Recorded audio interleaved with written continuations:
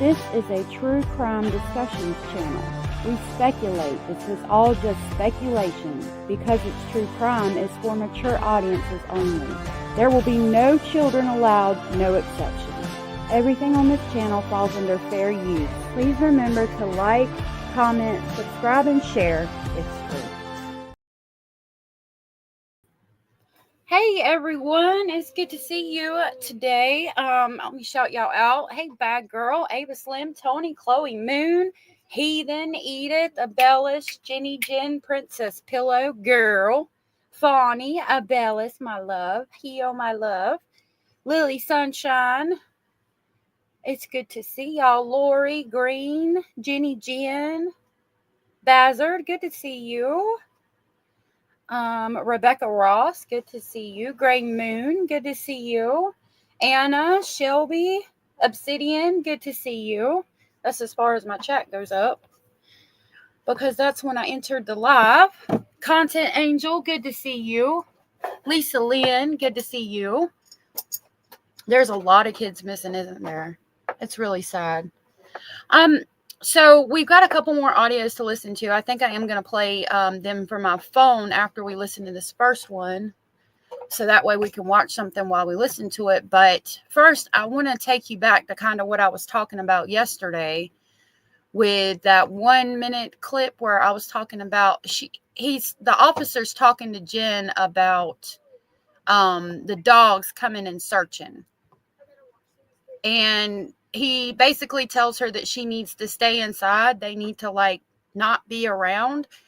And I wanted to show you this canine search where they get frustrated because they're standing out there while they're trying to search.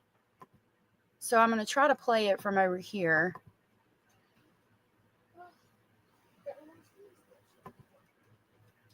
Okay. All right, hold on. Let me get it pulled up. So we're going to watch this canine search, and then we're going to go back and listen to the 1 minute clip so you can kind of understand. I think this is why it's included. Let's see. Rebecca Anders, my love, good to see you. Basil is here. He's under the table. It's kind of hot today, so he's laying under there where he can get some air. Lori Green, good to see you. Donna, good to see you. Content Angel, Chloe, all of the people, good to see you. Okay, so I'm going to take you back to this 7 minute and 56 second video of the canine search. And there's a part in here I want you to pay attention to where they're basically asked to go inside and they just continue standing there staring, not listening to the detectives at all. And it's weird because, the dogs are searching for your child. If you legitimately don't know where she's at, why are you just oddly standing out there disregarding everything the sheriff says?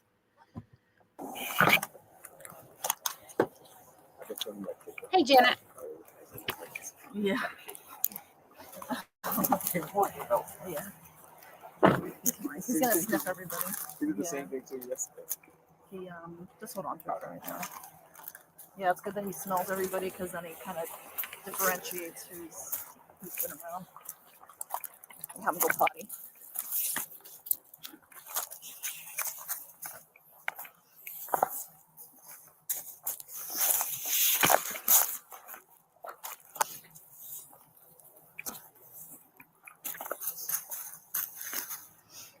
Hey, Toxic. Good to see you.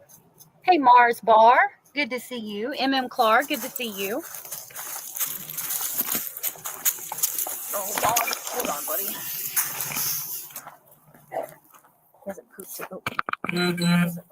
potty today, so he that's probably another thing he's gonna look for. Where?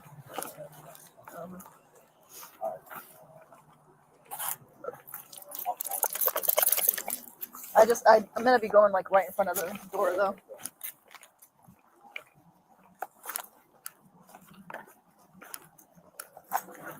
I'm gonna be going right where you guys are. Yeah. You guys can go inside if you want, because then I just don't want him trying to track you guys. Yeah. He's a pretty cute little guy. Okay, so right there, they say you guys can go inside. I don't want him to start tracking you guys. Just as long as everybody's inside. I'm not going to go inside. I'm just going to start at the front door. Watch out, Wyatt. Leave it.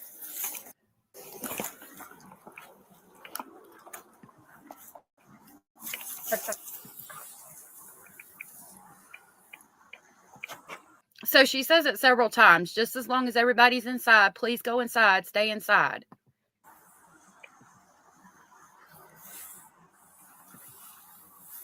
Hey, Pamela. Everything. There's so many smells here. Plus the wind is not no help either. Yeah, well, it's like a tunnel Yeah. between the buildings. So it's breezeway. yeah. Uh-oh. Found it. My friend. I'm gonna have to pick that one up. I have bags in the car.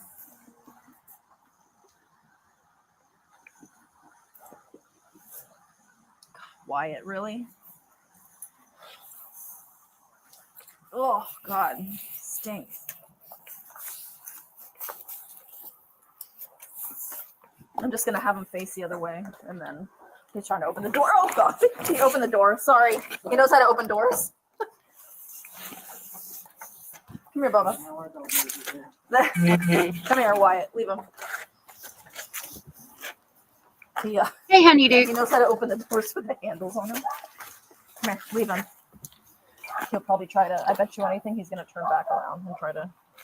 Go back to Yeah, because he knows now there's a dog there. Come here. Ugh, God, your poop stinks. Come here. Sit. Wyatt. He does not want to cooperate. Come here. Hispanic female, white shirt, black pants. Hispanic male, gray sweatshirt, jeans, Come here. code 2, 20.6. All right. Go ahead and open it. 3412, regarding the verbal, be advised to please call back, stating that the sister-in-law is Bad thing.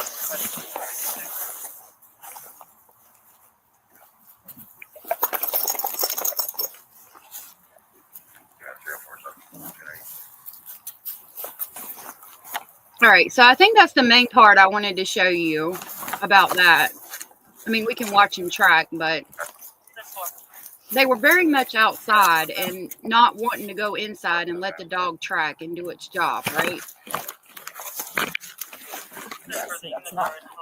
Yeah, I don't like how jumpy and glitchy it is. So you saw that, and then we had this audio where they talk about the dog searching that we heard yesterday that I'm going to pull back up. And I think that's what that was in reference to, because they had to tell him like 6 times to go inside. It's ridiculous. Okay, hold on. Let me pull it up. And then I'm going to look at my phone and see what other audios we have to listen to. There's also a Vinnie Politan episode he did on this recently that we'll go over today if we have time to. Okay, so I do, like I said, I believe this is in reference to like how many times they had to tell them to go inside. Like, why would you even be outside when they're trying to search for your child? Tony said, I think she thought her trying to use her meds as an excuse to sleep was going to stop them from thinking she was involved in anything. Probably. Gray Moon, thank you so very much for the support, for sending a super sticker. I really appreciate that. That was so very sweet of you. Thank you so much. I really appreciate the support. That was so sweet. Thank you. I really appreciate that. All right, so we're going to listen to this one real quick again. It's only a minute. Hey, Southern Cats. It did. It looked like they were trying to throw the dog's scent off. And then you see the body cam where they come knock on the door that night, and Jen's like, not even asking if they found anything. Who does that? People who know that they're not going to find anything? I mean, I'm just speculating, but... All right. Tuesday, February 27th, 2024, 11:16 hours for OCSO case 24-011313. Can you state your full name? Jennifer, so... All right. So I'm here to talk to you today. We're going to talk about... and you're familiar with kind of why we're talking right now, right? Yes. Okay. can you tell me when is the last time you were with or you saw?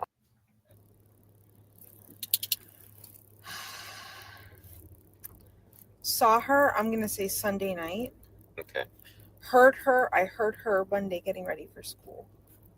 So you last saw her Sunday night about what time? I would say 11 p.m. before she went to bed. And you were here at home? Gotcha. And where did she go to bed? Was she in her room, your room, or something else? She actually slept upstairs with her stepdad. We have a guest bedroom. We were all going to sleep together in the same bed, but I needed some good sleep. And I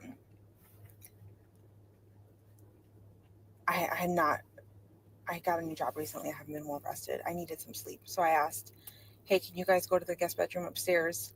I knew he was going to get her ready. And No, it was the other one. But okay, so we'll go back to the other one real quick. That was the one where she referenced him as her stepdad. I apologize. Let me go back to the other one. Actually, we'll listen to it on my page. And I'll search for the part where they talk about the dogs. Hold on just a minute. I should have had it more together. I'm trying to check also at the same time to see what other interviews there are that we haven't heard.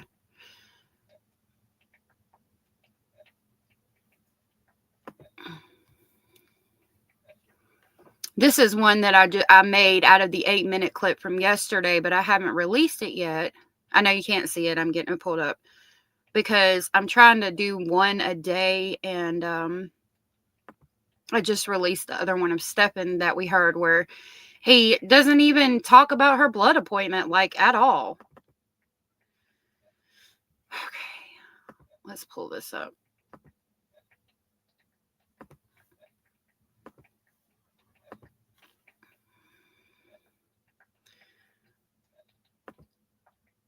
There we go. So this audio, I believe, is from this interview. It's Yeah, they're right out there. They just wanted to ask him a couple things, but I figured I'd just ask you this at the same time for the sake of time. Do you recognize this vehicle at all? I wanted to see if I could. So I know it's pretty grainy. It's this one right here. That one's tough, but does that look familiar at all? No. You don't know that anywhere? I don't know that. Gotcha. Okay, cool. Yeah, so this is it's hard to show you on my phone because the quality of the video just kind of gets worse when I've downloaded it from the church's computer, and the quality just gets kind of worse.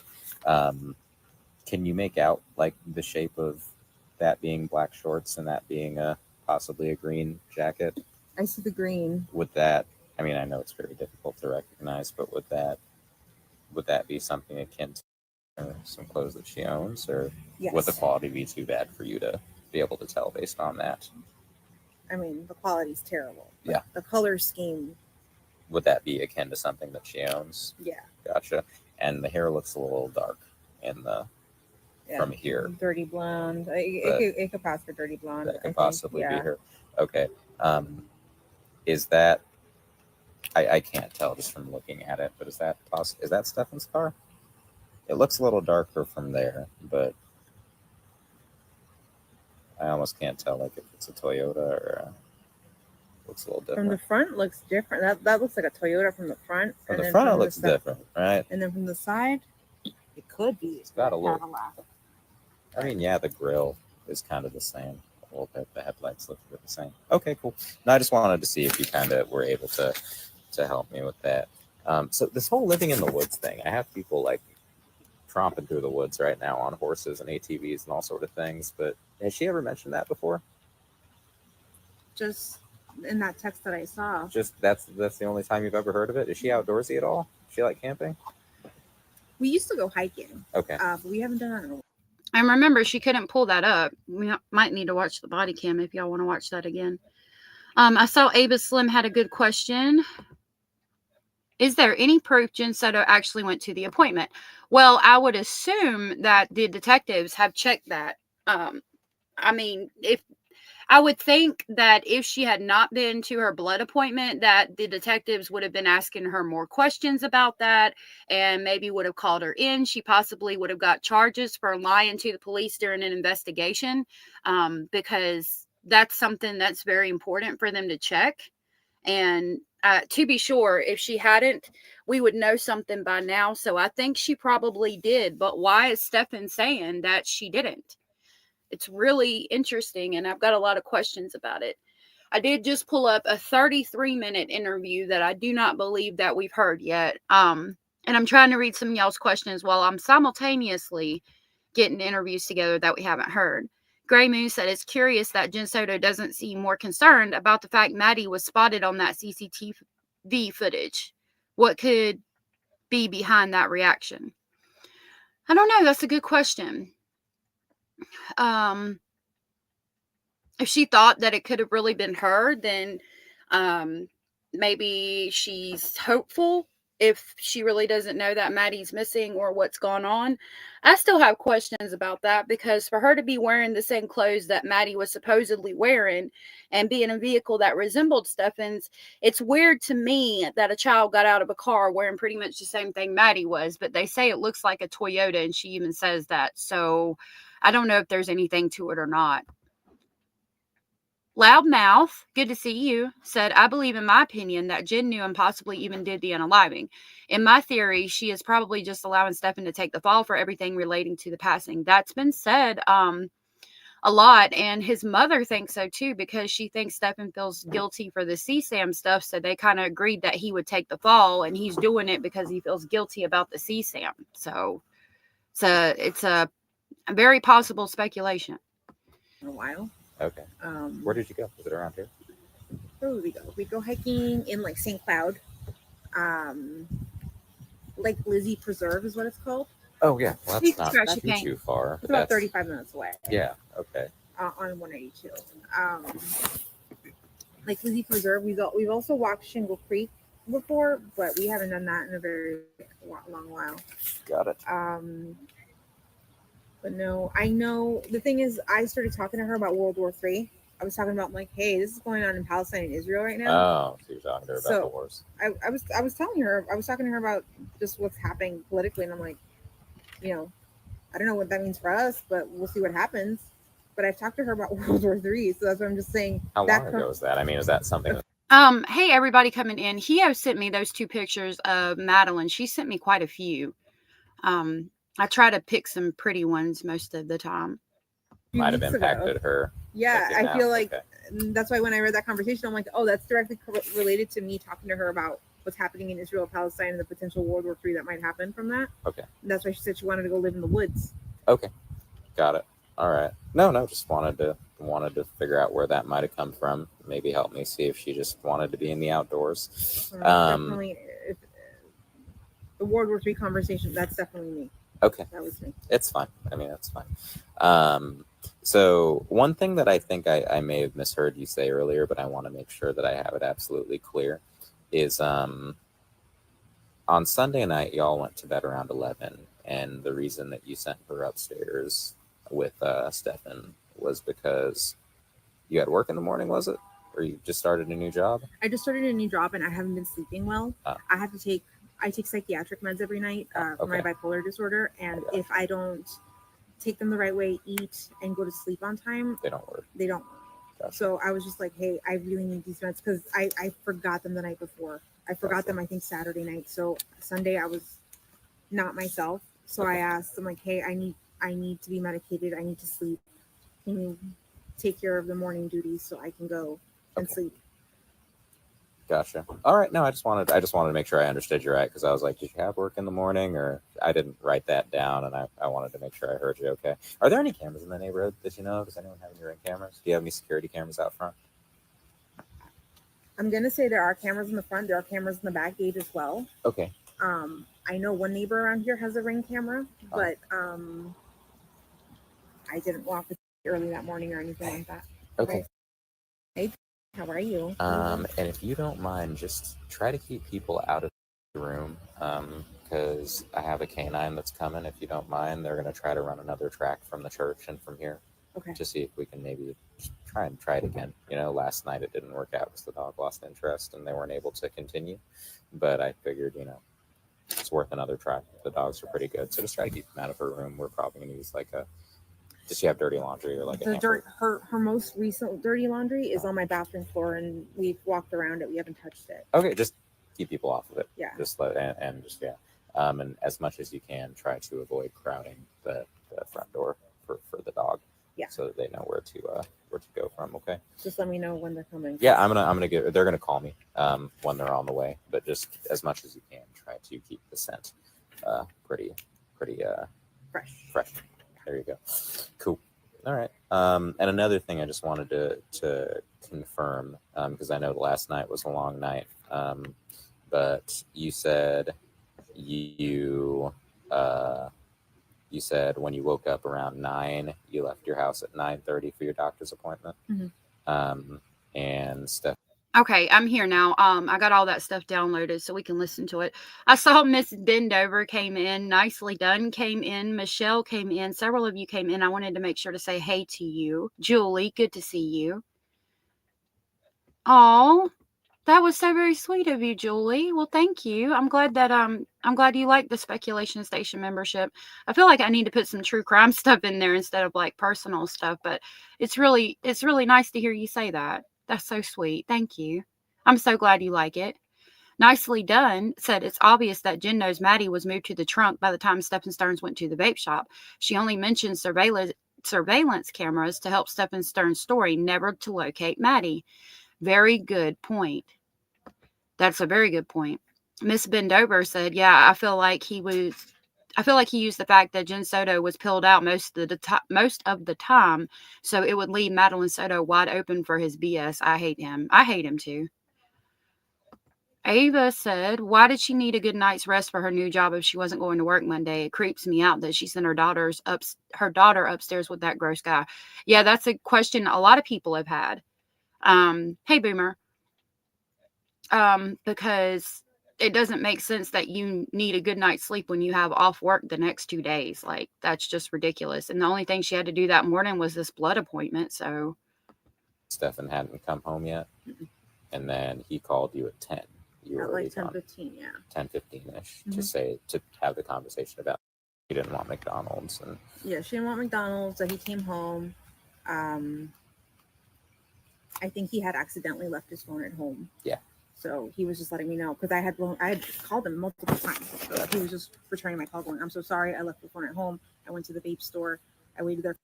Hey, Orange Rose and Sandra Lynn. It's good to see you. I'm glad you caught alive. Cara gifted 10 Speculation Station memberships. Thank you so very much. I really appreciate that. That was very sweet and supportive of you. Thank you. I'm going to try to see who those went to. They went to Angel Chips, Delco, Sherry, Himars, Denise, Fallows, Paula, 71 Nina Cutie, Cajun Nana, Shredda Niche, Tina R, Deborah Claire. I think that's everybody. Thank you so much, Cara. That was so very sweet of you. If you were gifted a membership from Cara and you are aware that you were gifted, please tell her thank you. I'm going to grab the crazy train and pick y'all up on the way to Speculation Station.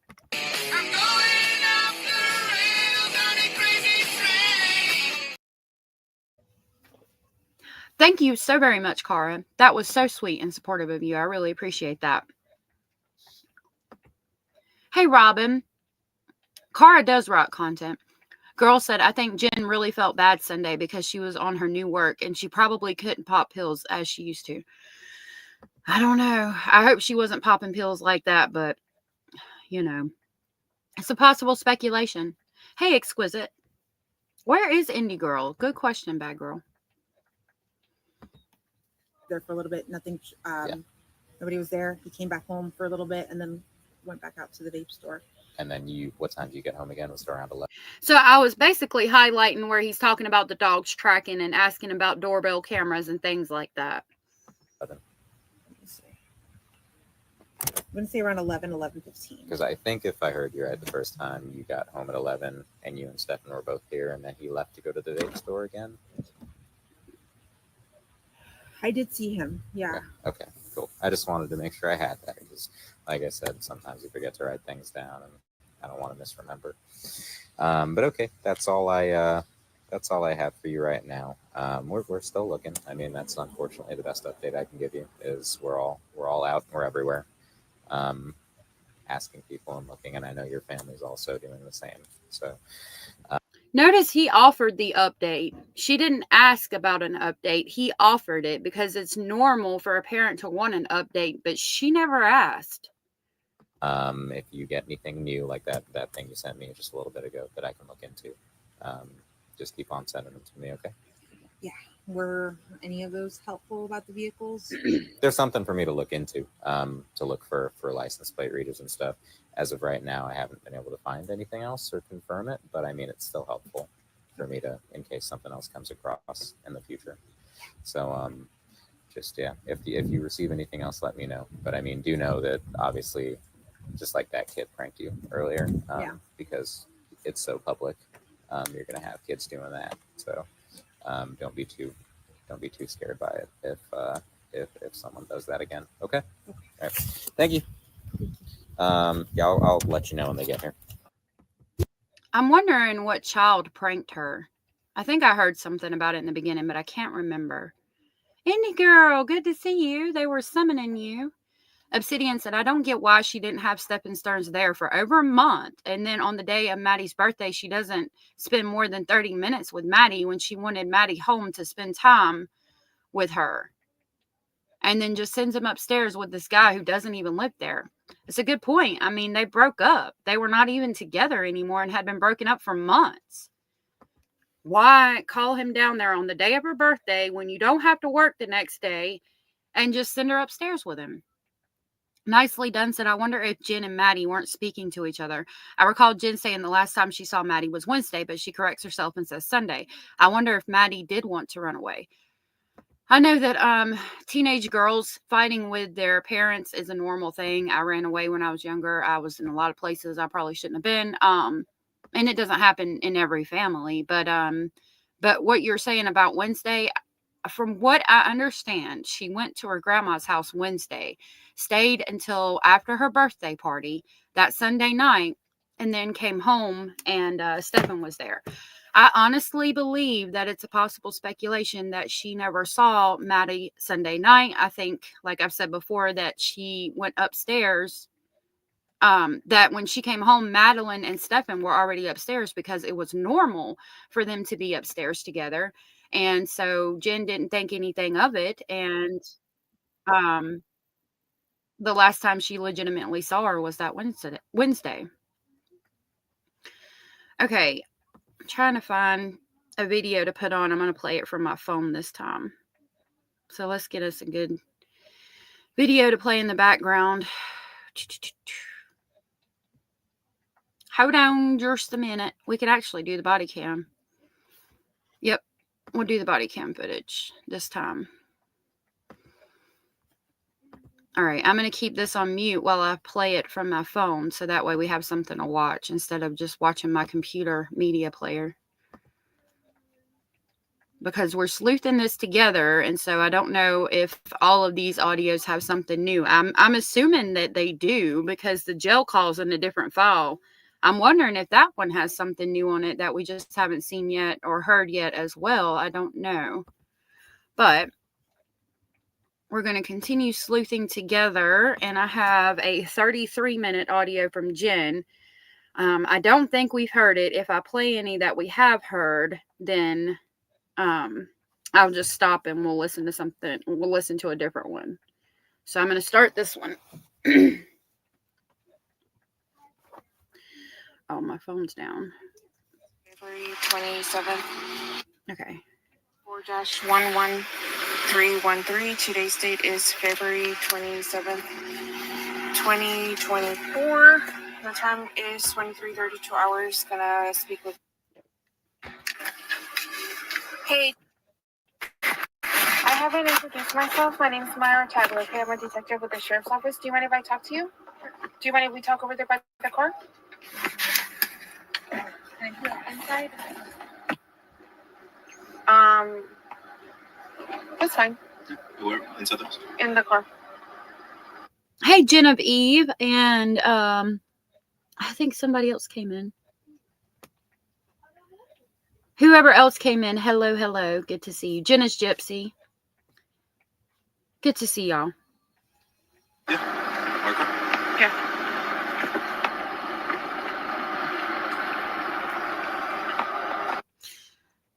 Okay. So, this is something that, okay, what Cara said is something that we've been talking about kind of behind the scenes. Cara said, hey, everyone, this is just an announcement that we're asking everyone here not to use the terms potato or stinky when talking about Jen and Stephen moving forward. I know, hey, Princess Pillow, it's a hard habit to break at this point in the case. So I haven't really pushed it a lot, but that came from another channel. And, you know, like I said, I believe that Jen Soto should be charged with neglect or something at the very least, right? But at the end of the day, Jen Soto has not been charged with anything. And if we get to this case to the very end and find out that she legit was just so messed up on her medicine, her doses were too high that she really didn't know anything, we're all going to feel kind of shitty. You know what I mean? For calling her potato and all of the things. If it was up to me, I would call that man a child murdering piece of shit, like every time I referenced him. But per YouTube policy, it's not very accepted for me to do that. So, we can call, I would rather personally use names. I always call them Jen or Stefan. If you do call them potato or stinky, you're not going to be in trouble. We're just asking that we kind of try to refrain from that because, you know, it's from another channel and it kind of, I mean, it makes us, it's just not really like a good idea, especially with Jen, because technically she hasn't been charged with anything. So that's kind of the announcement and where that comes from. Hey, Luna. Seeing what some of y'all are saying. Sarah said we're classy over here. I don't know about that. We might try to appear to be. Fonnie said Jen Soto is a covert narcissist, masking as a vulnerable narcissist. That alone shows her calculating nature, in my honest opinion. Use Tyler, use Juan, use Maddie, use everyone to get sympathy and gain. And I didn't see the part of that, the last part of that. Yeah. There's a lot wrong with Jen Soto, and I do hope that she's charged with neglect at the very least. But as of right now, there's no charges. So that's where we have to be, you know? Oh, look at the baby. Look at the baby. Look at the baby. Does it look? No, it should be fine. Over here, please. I'll explain it in a second. Okay? I have a question too before we get started. Somebody said something like somebody in here has a gun. Is that a true statement or a false statement? That's a true statement. Okay, where is this gun at right now? It is upstairs in the guest bedroom. It's not like in any of these cars out here. No, I don't believe so. I think it's upstairs in the guest bedroom. Bedroom number 4. It's got a number 4 on it. Okay, how certain are we of that?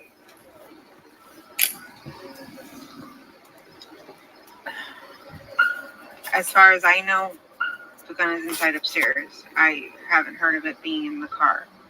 Okay. Let me just move my purse. You're fine. Just as long as you make an attempt, that's fine. I know that it's not just going to change overnight. We're good. And I was going to kind of talk about it after this case because this case is going to trial. So at this point, I don't know that there's much we can do to stop calling them potato and stinky. Hey, Pink Banjo. Lori Ann, hello, said I follow someone who's not withholding their feelings for Jen. It's sad. I want to unfollow, but her channel has good information. I hate the bullying. Yeah, I get it. I can see both sides. You know what I mean? I'm sorry. Pink Banjo said, and they found a gun in his back seat, right? Yes, they did. They found a firearm in his back seat. I think it's the one that was in that drawer that night. But he had quite the collection. Is your name really Hamburger Helper? I haven't had Hamburger Helper in so long. I make my own Hamburger Helper. Let me see what you said. Sorry. I clicked on it, but it didn't show up. By Jen saying, look at the baby, it clearly shows she doesn't see the current situation as urgent at all. That and or she's high. But then again, she shouldn't have gotten high so she could focus. I agree. Hey, Jennifer Collins. If you want to take I could be incorrect. I'm not sure.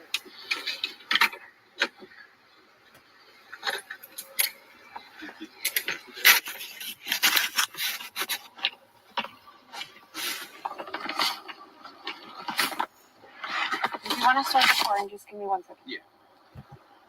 Let me make this. I know it's not the most comfortable.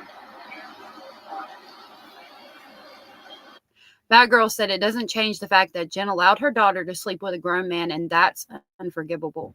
And I agree with you. I agree with you. Did you ask me about a cause of death? The cause of death is strangulation, Genevieve. From per the medical examiner, we pulled it up quite a while ago, but the medical examiner said that her cause of death was strangulation. Not to brag, but I hit over 900 followers, and I'm so over the moon about it and just want to share my joy in your chat. I need to make some content. Well, I'm super happy for you, Hio. That's awesome. I'm so glad. Congratulations. But at least you won't be cold over there. I thought it was Tagler who said, look at the baby, but I wasn't sure. I get cold super easy. Yeah, I can have them the same way, so I understand. You want to take a seat right over here? And then she's gonna.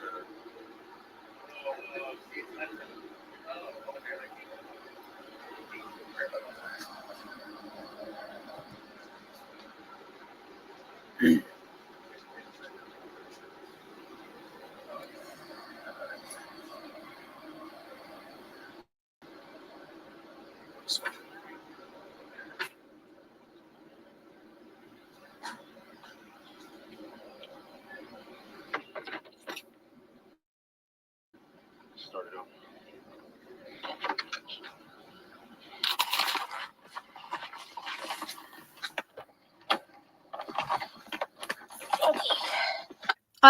Before it gets into the meat and potatoes of the interview, Genevieve said that both Jen Soto and Stephen Stearns had documented histories of mental health in most states that is usually investigated as unlawful carry or possession. I would think that it would be on. So in order to get a firearm, you have to submit. They do a background check. I don't know if they check mental health status in Florida. I would have to look it up. Maybe he didn't mention it. After this interview, I'll write it down for us to check what the laws are in Florida as far as mental health and getting firearms, buying firearms.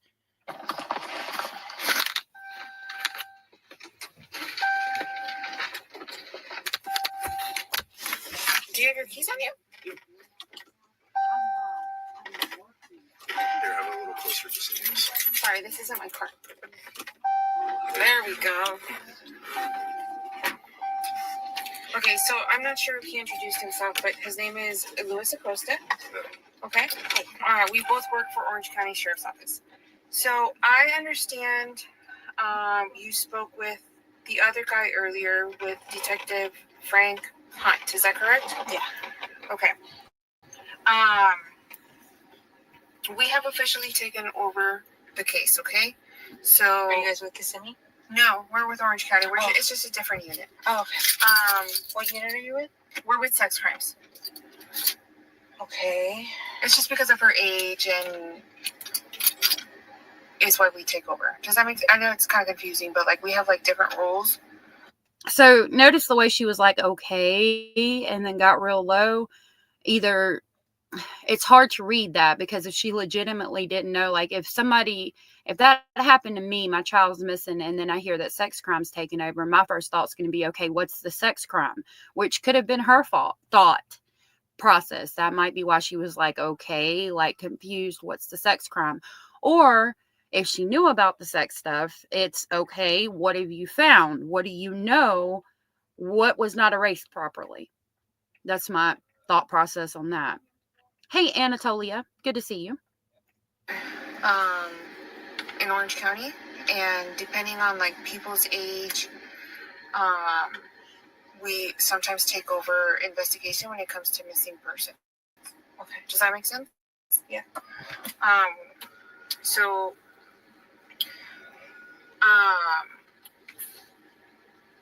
when you talked to him earlier, I kind of got like a brief synopsis of what happened.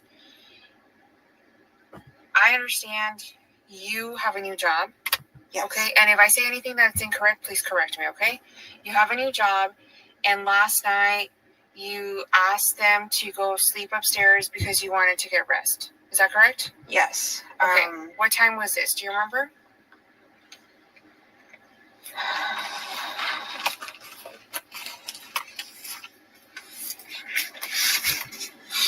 It doesn't have to be like exact time, but like just.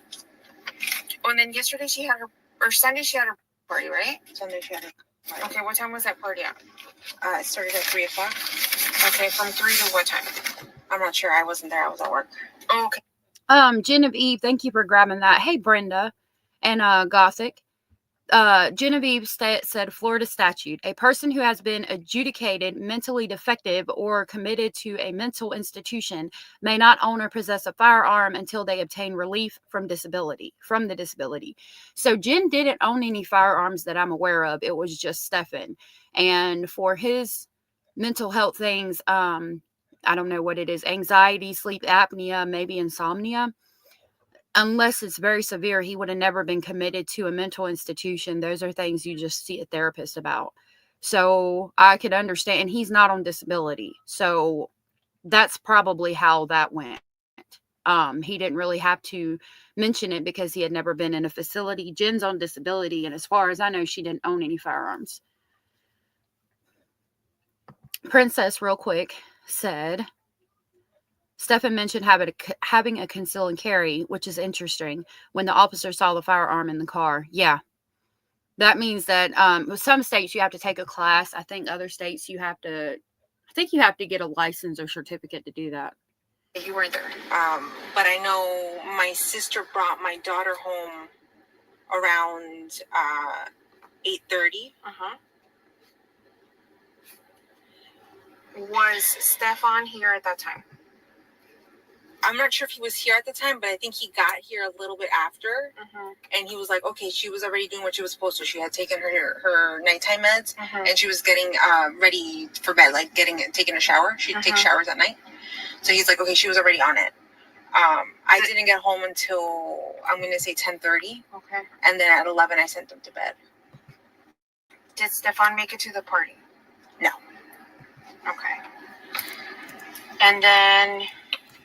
once you get here, you said you sent her to bed at 11. And the following morning, well, I'm sorry, let me backtrack a little bit. You send them upstairs, right? How many bedrooms are upstairs? 3. Hey, Lil Red, good to see you. Sorry, I paused that in a weird spot. She said there's 3 bedrooms upstairs. It's good to see you, Lil Red. Okay, where did you sleep? In bedroom number 4. Okay. And what about Stefan? Bedroom number 4. Okay. Is it normal for both of them to sleep in the same room? Sometimes. When I really need a good night's sleep, I will send them upstairs. But when... also, a lot of times, we will sleep together in the king-size bed, all 3 of us. Or sometimes Stefan will go upstairs and me and my daughter will be in our bed alone. So it just really depends on what's going on that night with our schedules and what we're doing. Okay, where were you sleeping?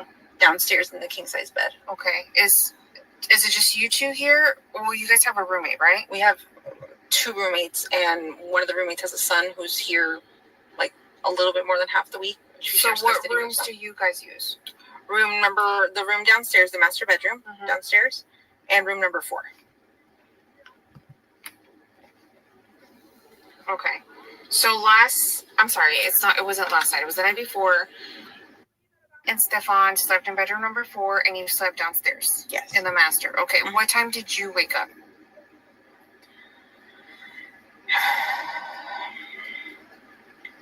I'm going to say around 8 o'clock in the morning. Stefan came into the room and was trying to put the leash on the dog.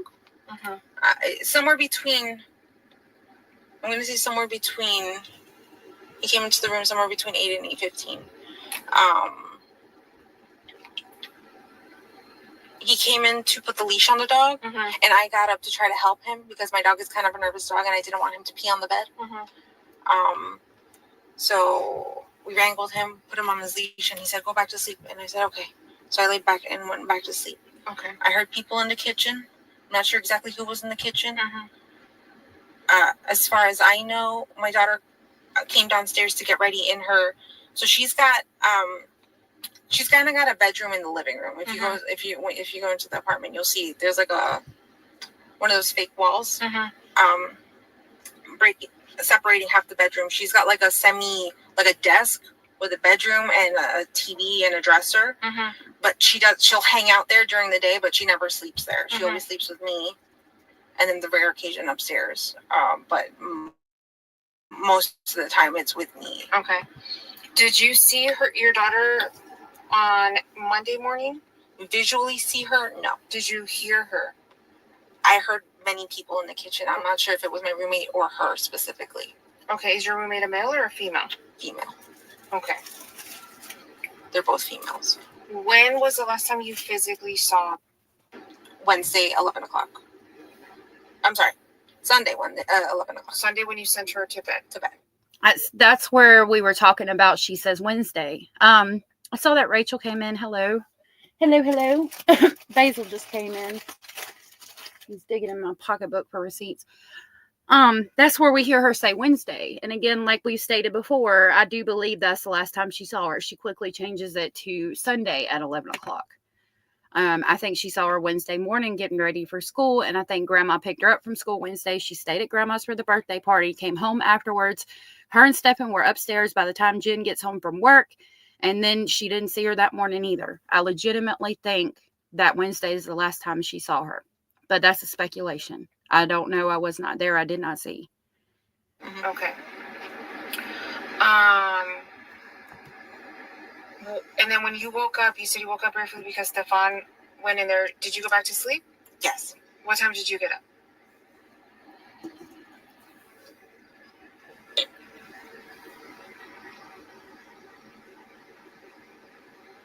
Let me see if I actually have my alarm set.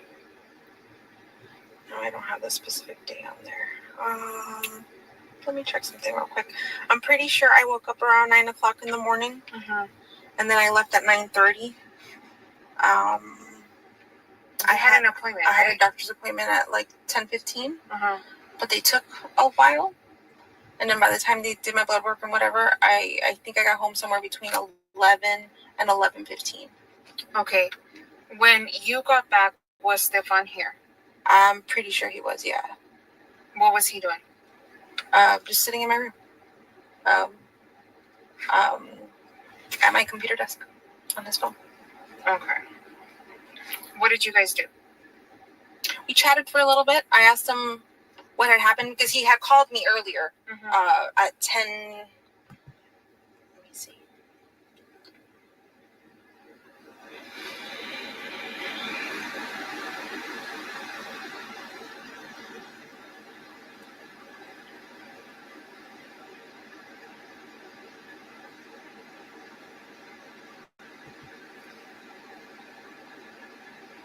Hey, Vicky the Leo.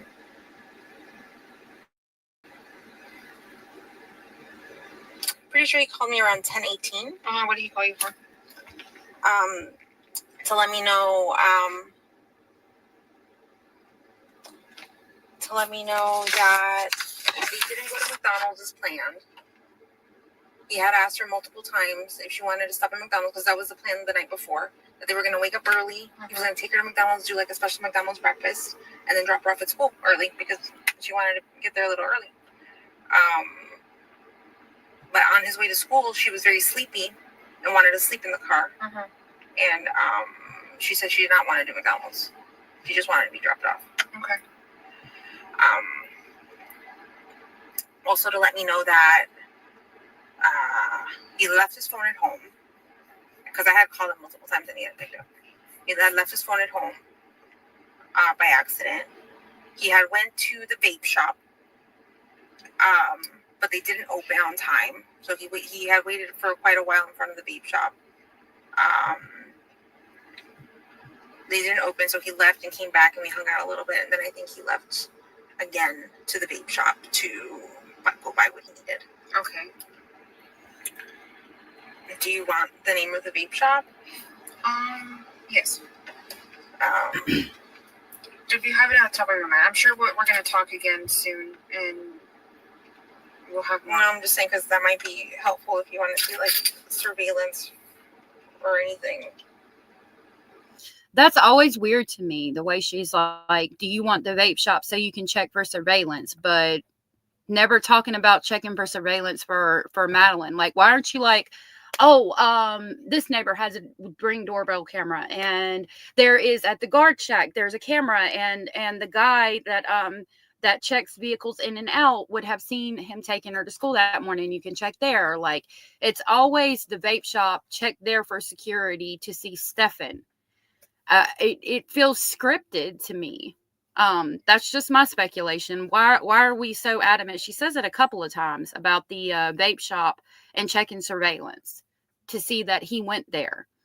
And it's like, did you just go to the vape? Like, was that your plan so that you would be on surveillance camera somewhere trying to make up for or account for some of this time frame that you're gone, putting her body where you put it?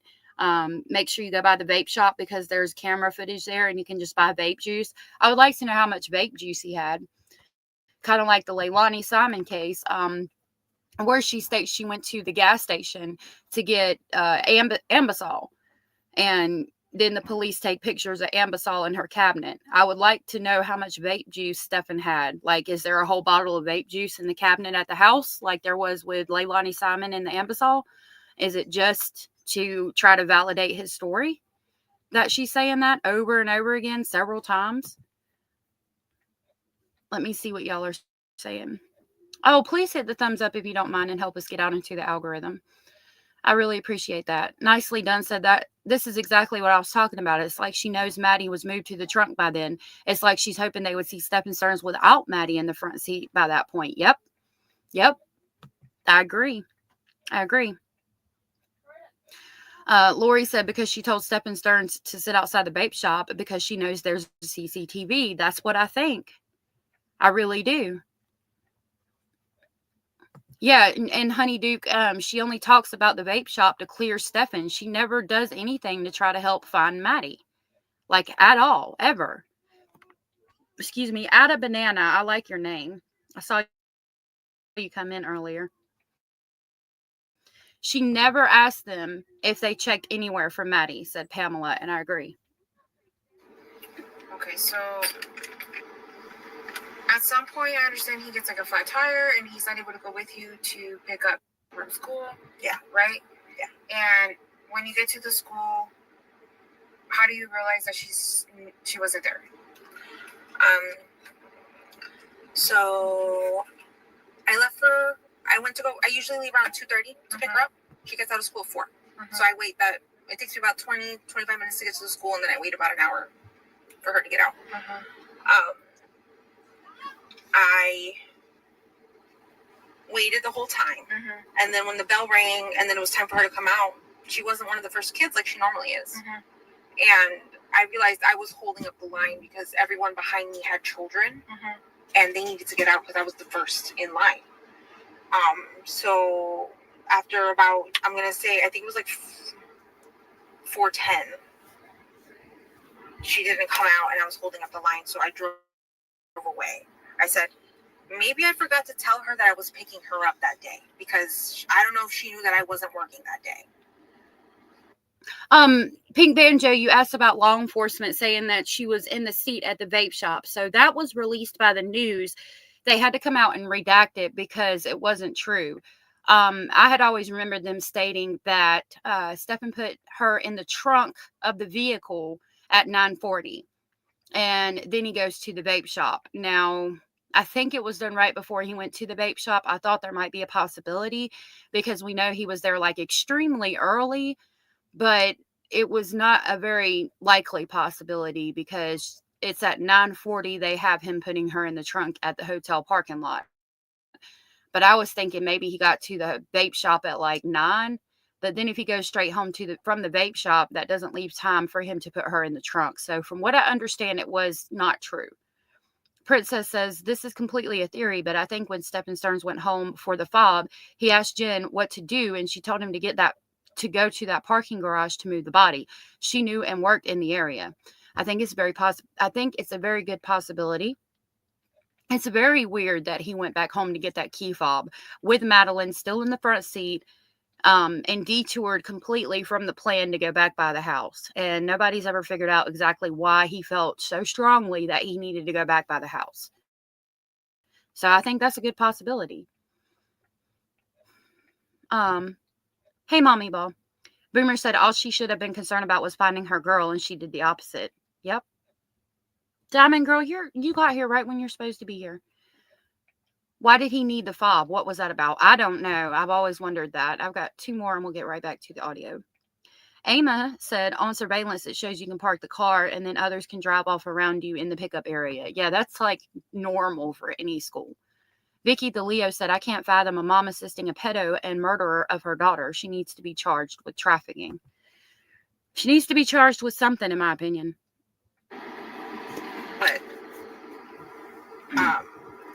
I had assumed that she thought, she knew that I was going to go get her. So because she never came out, I left and I went to my mom's office. She works less than, I would say it's like a 3-minute drive from the school. It's very close. She works this area. I drove that way and I drove along the path that she would walk, and I didn't see her. And then I pulled into my mom's office. I asked, hey, has she gotten here yet? They said no. And I said, okay, let me wait a little bit. And I parked back again on Hunter's Park Lane, I think. And I waited along that lane to see if I would see her walking. And I didn't see her walking. And it was about 4:30, 4:35. At this point, she should have reached my mom's office. So I went back to the office. And then I was like, is she here yet? My mom's like, no, she hasn't gotten here. And I said, okay, hold on. Let me see. I called her best friend. And I was like, hey. So we call it the fob. It's the gate clicker, not a key fob necessarily. I mean, I use fob and clicker interchangeably, but yeah, it was the gate clicker, not like a key fob for a vehicle. Are you with... I don't know if I told her I was picking her up from school today or to walk to the office, but I don't see her anywhere. And she goes, no, she never came to school today. She didn't come to first or second period. And I said, what do you mean? We dropped her off close to school. She should have walked to school. Again, with the we dropped her off. She goes, no, she never made it to any of her periods. And I said, can you please check with your other friends in your other classes to see if she ever made it? She got back to me and said no. At this point, I started to panic because I realized something was wrong. I emailed one of her teachers, a few of her teachers actually, and one of them responded to me. He said she didn't make it to his period at all, and he checked all her other classes, and she didn't make it to school at all. That's when I knew something was truly wrong, and I'm not sure if I called 911 before that email or after that email. But I started panicking and freaking out because she should have been to school. She should have made it. And then I understand she forgot her phone, right? Yeah. Is it common for her to not have her phone? Yes. She's got ADHD. She's super forgetful. She never realizes that she's in the shower for a whole hour. She loses track of time. She's very... And then you guys went looking for her, right? Yes. Where did you look? Like, did you drive somewhere? Did you walk? Like, where did you go look for her? Okay. So, after her best friend called me, actually, or I talked to her best friend on the phone. After her best friend called me, actually, I talked to her on the phone. So she's getting that confused. Ada Banana pointed out, I think she purposely didn't call 911 because she didn't want to create another piece of evidence to be scrutinized. Do you think so? I think it's possible speculation. Absolutely. Megan Besechimer and Megan J. It's good to see you both. Megan said, "Why say we if she wasn't taken up for him? She would have made that clear. Stefan dropped her off, right? It's always about protecting Stefan, and that's another thing that irritates us all so much. I think that's Swedish, and I cannot read it. It's well known that 911 calls are heavily scrutinized, aka the Ramseys or Boones. Yep. I went back to the school to see. Let me check her official attendance. Let me see what's going on. They were already closed. Nobody was at the school. So I searched by backtracking into the school and then coming back out and seeing that there were no kids at the school at all. So then I drove back to my mom's office. Everything was driving. And then I think that's when I called 911. I must have gotten a response from her teacher at that point. But she says she called 911, not her sister.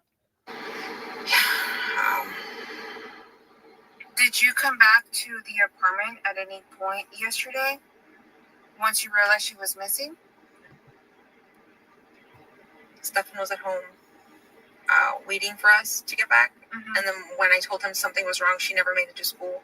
Hey, he completely hauled it back to my mom's office, and then we all stood there waiting for the cops to show up, and they didn't show up till like 7:30. We called them around 4:45. Okay. It took them a while to respond. I think they were looking for other missing kids around the area too. But yeah, no, we did not come back home until we were done with the police. We were done with everything. There was nothing else for us to do except come back. Where was her phone when all of this was happening? With me. How did you get the phone if you never came back here? I took it with me to go pick her up from school. I was going to give it to her when she got in the car and be like, listen, you forgot your phone again, and let her play on it. I'll do that sometimes when she forgets it. I bring the phone with me and I just give it to her afterwards. But I had brought it with me to go pick her up from school. Okay. And you said your mom works where? She owns a business. I won't get you the address exactly. Yeah. And then, did you? Jenny Jen said Bestie called Maddie's phone, but she said nobody answered. Why didn't Jen answer? And that's a good question. Hey, Mandy Lorian and Allie X. Did you at any point check her phone out while you had it? Yes. Tell me about it. Okay. Actually, I started looking, but I could not concentrate on reading anything. I was too panicked and too worried. I handed the phone to my sister. She's the one, and my niece. They both started going through her texts. I saw her texts. Nothing seemed weird. No weird random people. Everyone is someone I was familiar with or had heard about.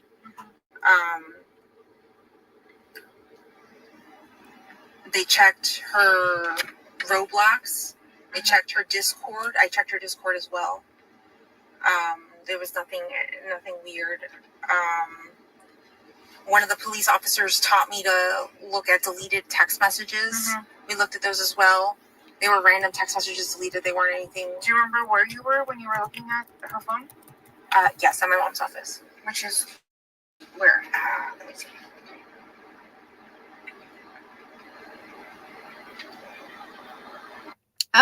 While my Nightbot dropped my Patreon, I saw that a couple of people had joined Patreon. I'm working on getting the pictures back on there in an organized manner.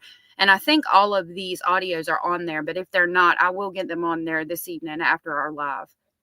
And I've got more jail calls from Leilani Simon too that I just got back that I need to go over as well. I've got a lot of stuff to add to Patreon. So if you're on Patreon, there will be a lot more stuff added on there in the next couple of days. I plan on putting a lot on there this evening and in the morning tomorrow because I've got videos done to be released for the next couple of days with these audios.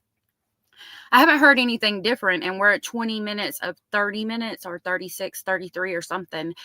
And I haven't heard anything different, but every audio in this particular file has had something different on it because the only one we found that hadn't had anything different, I do believe, was the jail call, and that's in a different file. So we're going to see. Is it okay if I call her? Yes. Hey, Joyous. And then Well, she answers. Were you guys, when you guys were looking for her, did you guys keep looking for her in the Hunters Creek area or somewhere else? Hunters Creek area. Okay. Did you guys come back here at any point? No. What time did you guys come back home?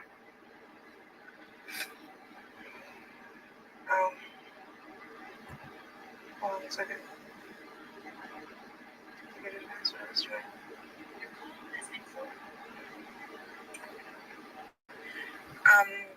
What time did we come back? What time did we come back? That was a very good question.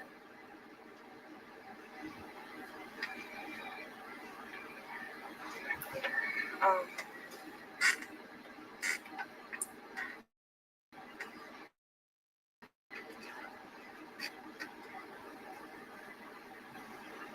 was gonna say it was like somewhere between 8 and 9 o'clock p.m.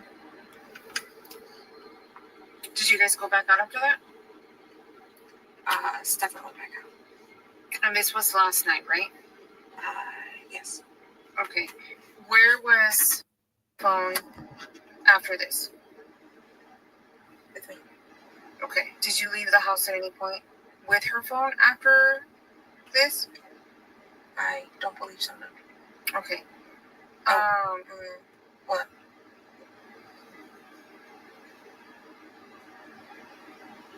Yeah, I think it's been home all day today, too. It's been home all day today? I'm pretty sure, yeah. What time did the police take her phone? Oh, just kidding. Yeah, they took it. I don't have it anymore. What time did he take the phone? I've made so many phone calls today, and That's always weird. Just kidding, instead of like, my bad. Morris said just because someone is called something doesn't make that person that thing. It's just what you call them. I was going to tell you my screensaver is a little, like a little saying thing. I'm moving this stuff so I can read it to you. It says, my screensaver for my computer says, Southern Belle, where Grandma used to say, bless your heart, I know how you feel, but folks are going to talk about you till the day you die, so stop your worrying about it. Besides, it ain't what they call you that's important. It's what you answer to. You keep that in mind, you hear? I thought that was funny that you said that when that's my screensaver. Talking about calling Jen and them potatoes and things. It's like she's giving an interview to a fan, said Megan. Orange Rose said, I know I can be overly sensitive, but I thought this was all known to be speculative in our opinions. With some of the chatter yesterday and today, I'm kind of scared to say anything anymore. Oh no, don't be scared. I mean, we know that it's speculation or opinion. So I'm not going to jump on you if you don't say that. It should be pretty much known, but if you can, just say, in my opinion. It's not really for anybody here. It's for people going back through and playing it later, because sometimes people will go through lives and things and try to like say, oh, you let this person say this in chat and you did this and you did that, and it may like try to jump on me about it. So that's why it's not anything that y'all do, and nobody's done anything wrong. My mods just try to ask you guys to do certain things a certain way to keep us basically all safe and protected. It's not anything anybody did. Linda said, I don't think a man would do this crime like we see. They do bad things and then quickly get rid of the victims. This follows a storyline.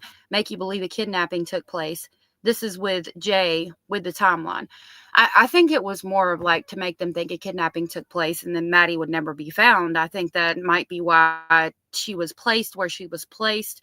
Maybe she was supposed to go a little bit further in hopes that some animals would get her or something to that effect. I think that's a very possible speculation. You're welcome, Orange. I want 10 minutes alone with her too, Megan. I really do. Ada said, we are all speculating here. None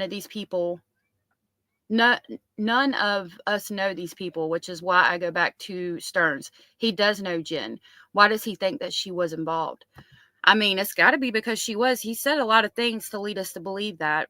And there's definitely a reason. Seen so many people today that was it light out or dark out? It was light out. It was still Detective Hunt still yeah, it was during the daytime. And then but other than that, her phone was here all day. In the morning, yes. Did you guys take the phone anywhere other than when Detective Hunt took the phone?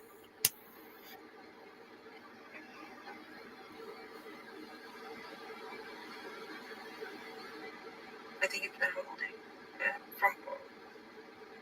I don't think I left the house with him. Okay. Did Stefan have access to the phone?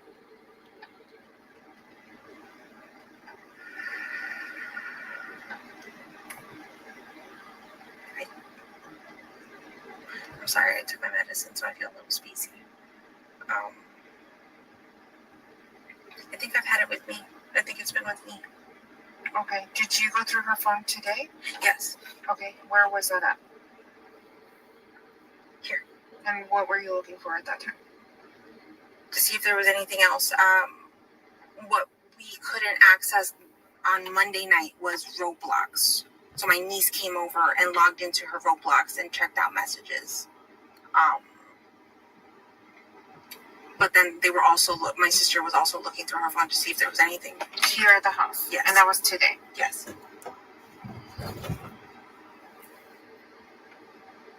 Okay. Do you guys have her account information as far as like her iCloud and all that stuff? Or is it just on her phone? I've had a hard time logging into it before when I was trying to get her new phone. Mm-hmm. So I'm not sure if I can log in to her iCloud. I think it's all on her phone. Okay. The reason I'm asking is because they took the phone and they downloaded it, right? They can see like if somebody tries to access her accounts and stuff like that. So if you guys do have access to anything, if you guys can refrain from like logging back in. Okay, that's fine. Yeah. So it doesn't look like if she tries to like access her accounts from like somewhere else, that way we can track that. Yeah. Does that make sense what I'm saying? Of course, yeah. Yeah. So they're asking if you can, just try not logging into any more of her accounts so that when he's going through the phone, it doesn't look like she's trying to log on from somewhere else. Yeah. Okay. That's always been weird to me because Bestie in her interview said that they had a group chat and there was a picture of Stephen in that group chat. And then they go the day after Stephen gets arrested and talk to Bestie again, and she can't find that picture. And she's like, it was literally just here. I just saw it. And then you hear that Jen's messing with the phone, going through things and looking for things. I'm thinking that Jen went through Maddie's phone and deleted a lot of pictures and a lot of text or something to that effect after Stephen got arrested and possibly beforehand, because it is very weird that the police literally have to ask her to stop messing with Madeline's phone and accessing her accounts, because the cops have her phone at this point, but they're still going through and trying to access her Roblox, her accounts and things like that. And they've already looked through for deleted messages. The police have the phone at this point. So if there's anything there, they're going to find it. So why does she continue to go through her phone and or not necessarily her phone? If it's not her phone, it's her accounts. Why are they continuing to go through that to the point the police have to ask her to stop? And why is that picture all of a sudden gone when Bestie goes to try to find it?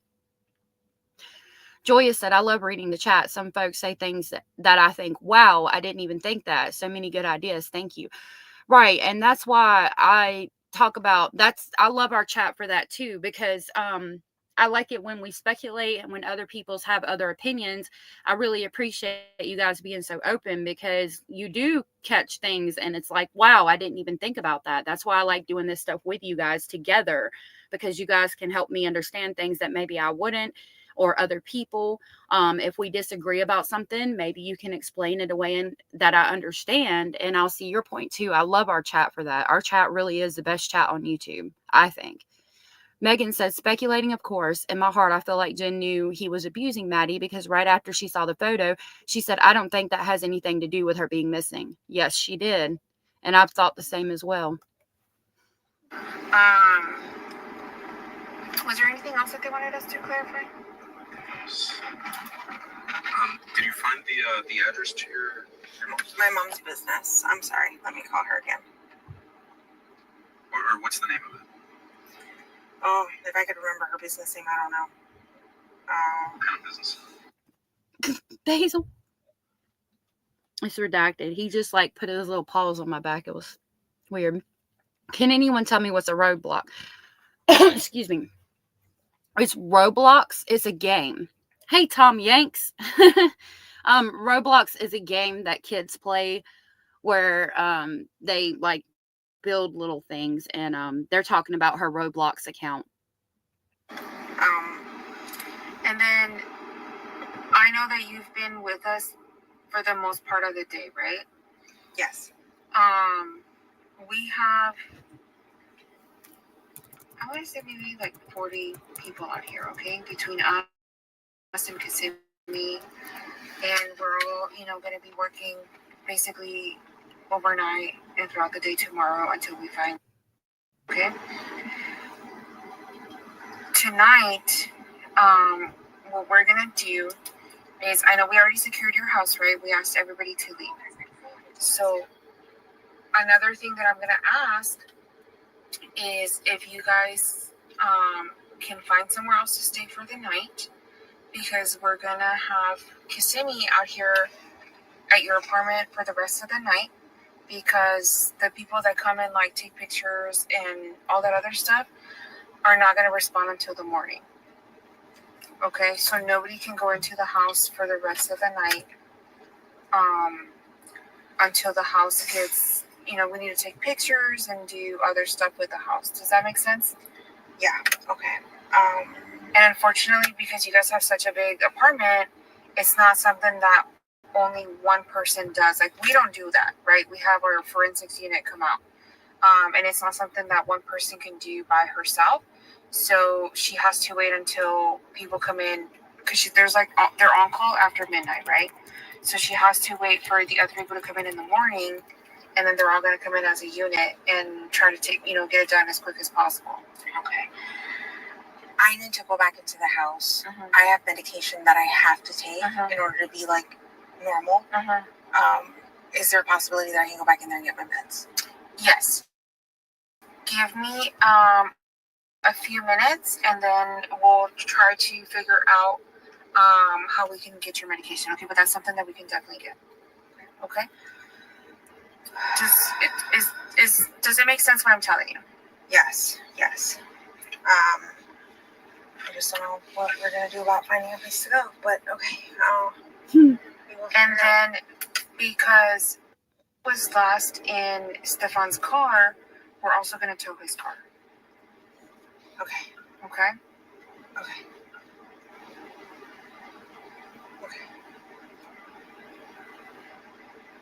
Do you have any questions about anything that I'm telling you? Okay, so from now on, it'll probably be me getting in touch with you, okay? Not Detective Hunt. Okay? Okay. Do you understand everything that we discussed? Yeah. She's so nervous right here, and it makes me think of in the video interview of her when she's like, well, he possibly choked her because there was no mess upstairs. And then she's like, right, y'all didn't find a mess upstairs, because she claims she never went upstairs. But if you never went upstairs, then how do you know that there's no mess that makes you think, therefore, he choked her because there was no mess? How do you know that if you never went upstairs? Get your direct number. Yes. And My mom's job address, if I remember correctly, is.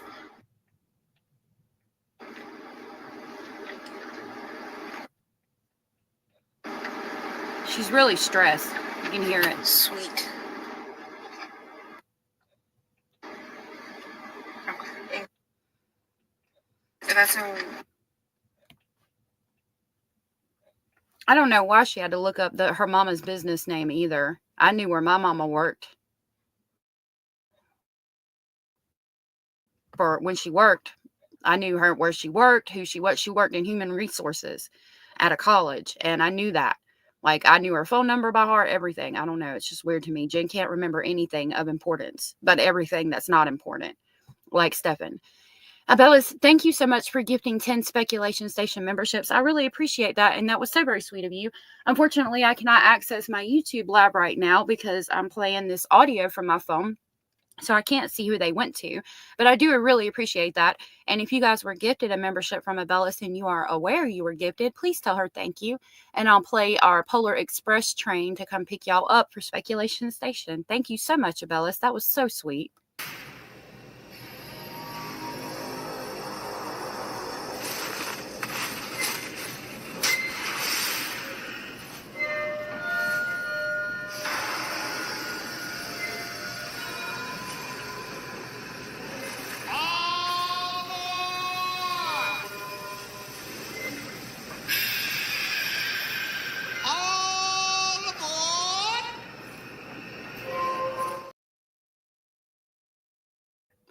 Thank you again, Abellis. That was so very sweet and supportive of you. I really appreciate that. Tom Yanks said, I don't know why he think he got away with it. Shaking my head. Yeah, I don't know. There's a lot of questionable things. Yes. Yeah. Yes. Is that like an apartment complex? It's a business building? I don't know. It's a building with a lot of business and offices inside.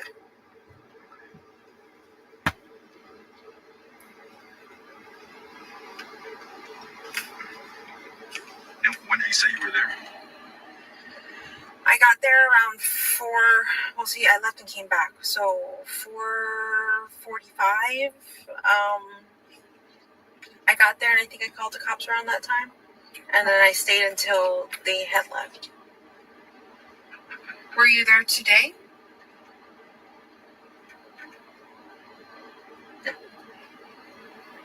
Is there any reason Bo would be anywhere near that area today? I don't remember this part. I could be wrong. It could be in the interview, but I don't remember it. No, I don't think so. It's been with me. Oh, Detective Hunt went back to that office. I'm so sorry. I do remember it now. Okay, he had her phone at that time. Yeah. Why did he go back to that office? Because my uncle had walked the path where walked along the trail, and he had found a wallet with not 90, but like credit cards and something that had somebody's state on it. So he went to pick it up to see if it was of any interest. Okay, that makes sense. Yeah. Okay, so I'm gonna give you my business card. I'm still here for a little bit longer. I'm gonna talk to Stefan one more time. There was like a few things that we needed to clarify with him, and then we're gonna, like, me physically, after I get done talking to Stefan, I'm gonna try to go get rest, right? Because we're gonna continue to do all this. Yeah. There's other detectives that are coming from my unit, okay? So, like, there's always gonna be somebody here. Okay. So just because I physically am not here, don't think that we're not physically working on this. We have a lot of people in our unit, right? So we're taking, like, shifts. And then the people we have violent crimes out here as well. And they're here till 4 a.m. So I don't want you to think that, like, just because I'm leaving, that we're not still actively working on this. Does that make sense? Yeah. Like, they are here till 4 a.m. And then the day shift people that also work violent crimes come in around that same time. So they're going to take over. So, like, we have, like, people working till a certain time and then other people coming and taking over, okay? So like I said, just because I physically am not here doesn't mean that we're not still working on something. Does that make sense? Real quick, I don't remember if Detective Tagler asked, but yesterday when you guys were out looking, do you remember what time you were out looking till?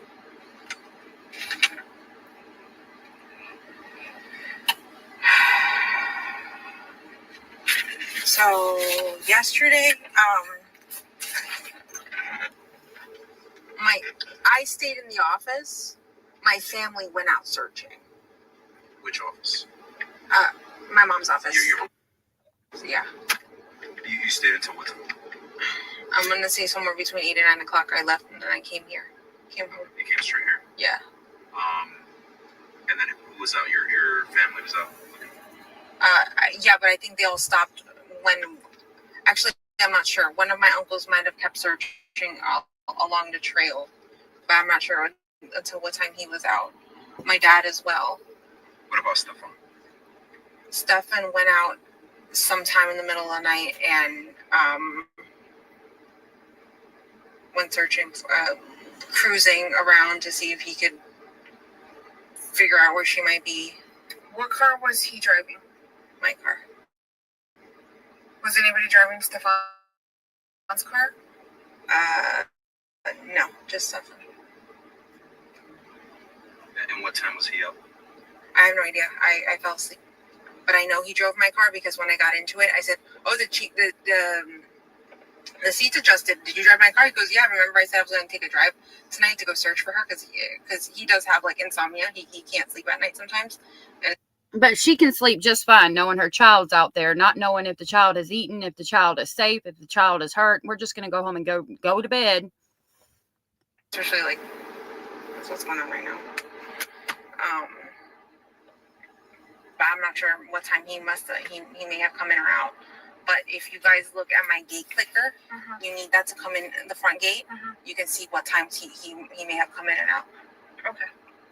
I don't think I have anything else for you. We're gonna clear some things with Stefan, and then I will let you know before I head out.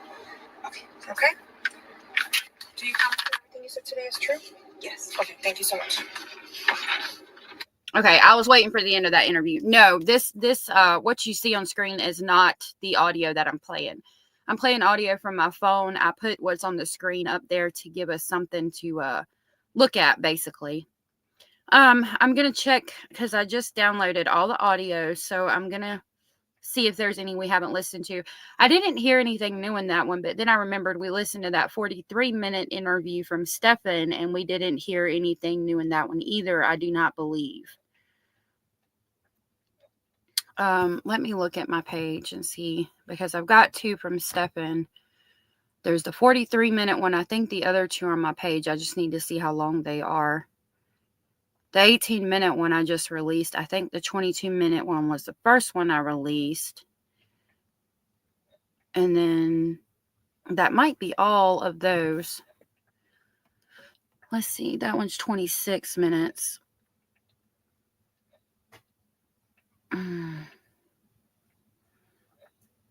We just listened to 33.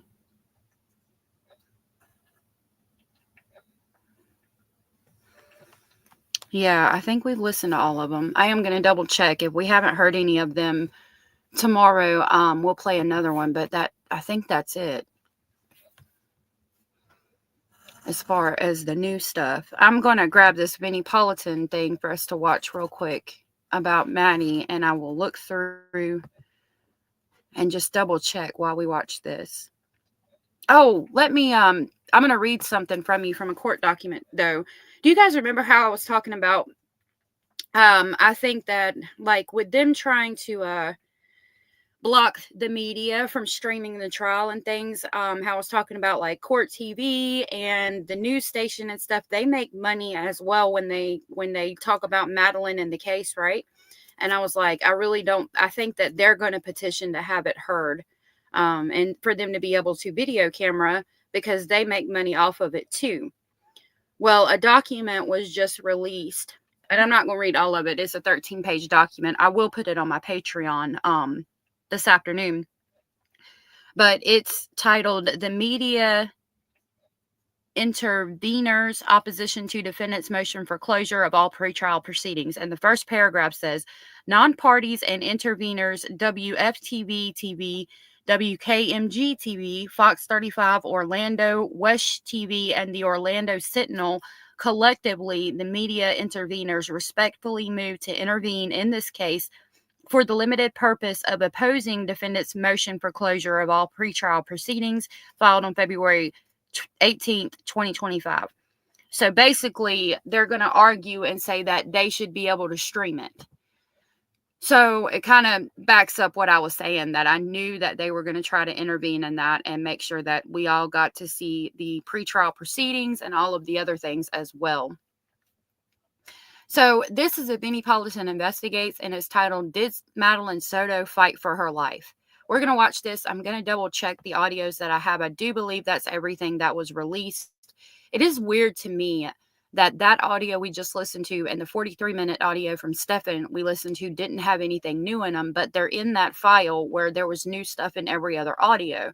So I'm thinking we might need to go back through, or I might need to go back through and listen to them again and just double check and see if there's anything new in them. But for now, we will watch this and talk about it.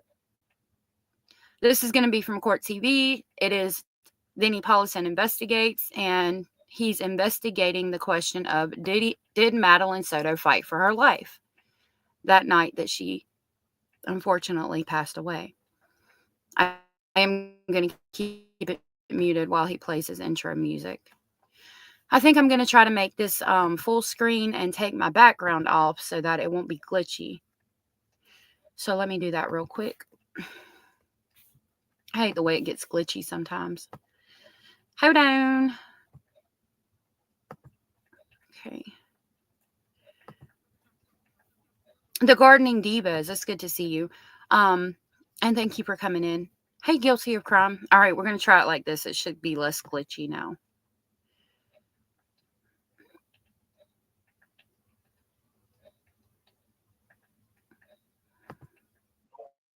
I'm Vinnie Paulson, the subject of my investigation, the sexual abuse and murder of a 13-year-old girl named Madeline Soto, who had no one in her life who protected her from a predator.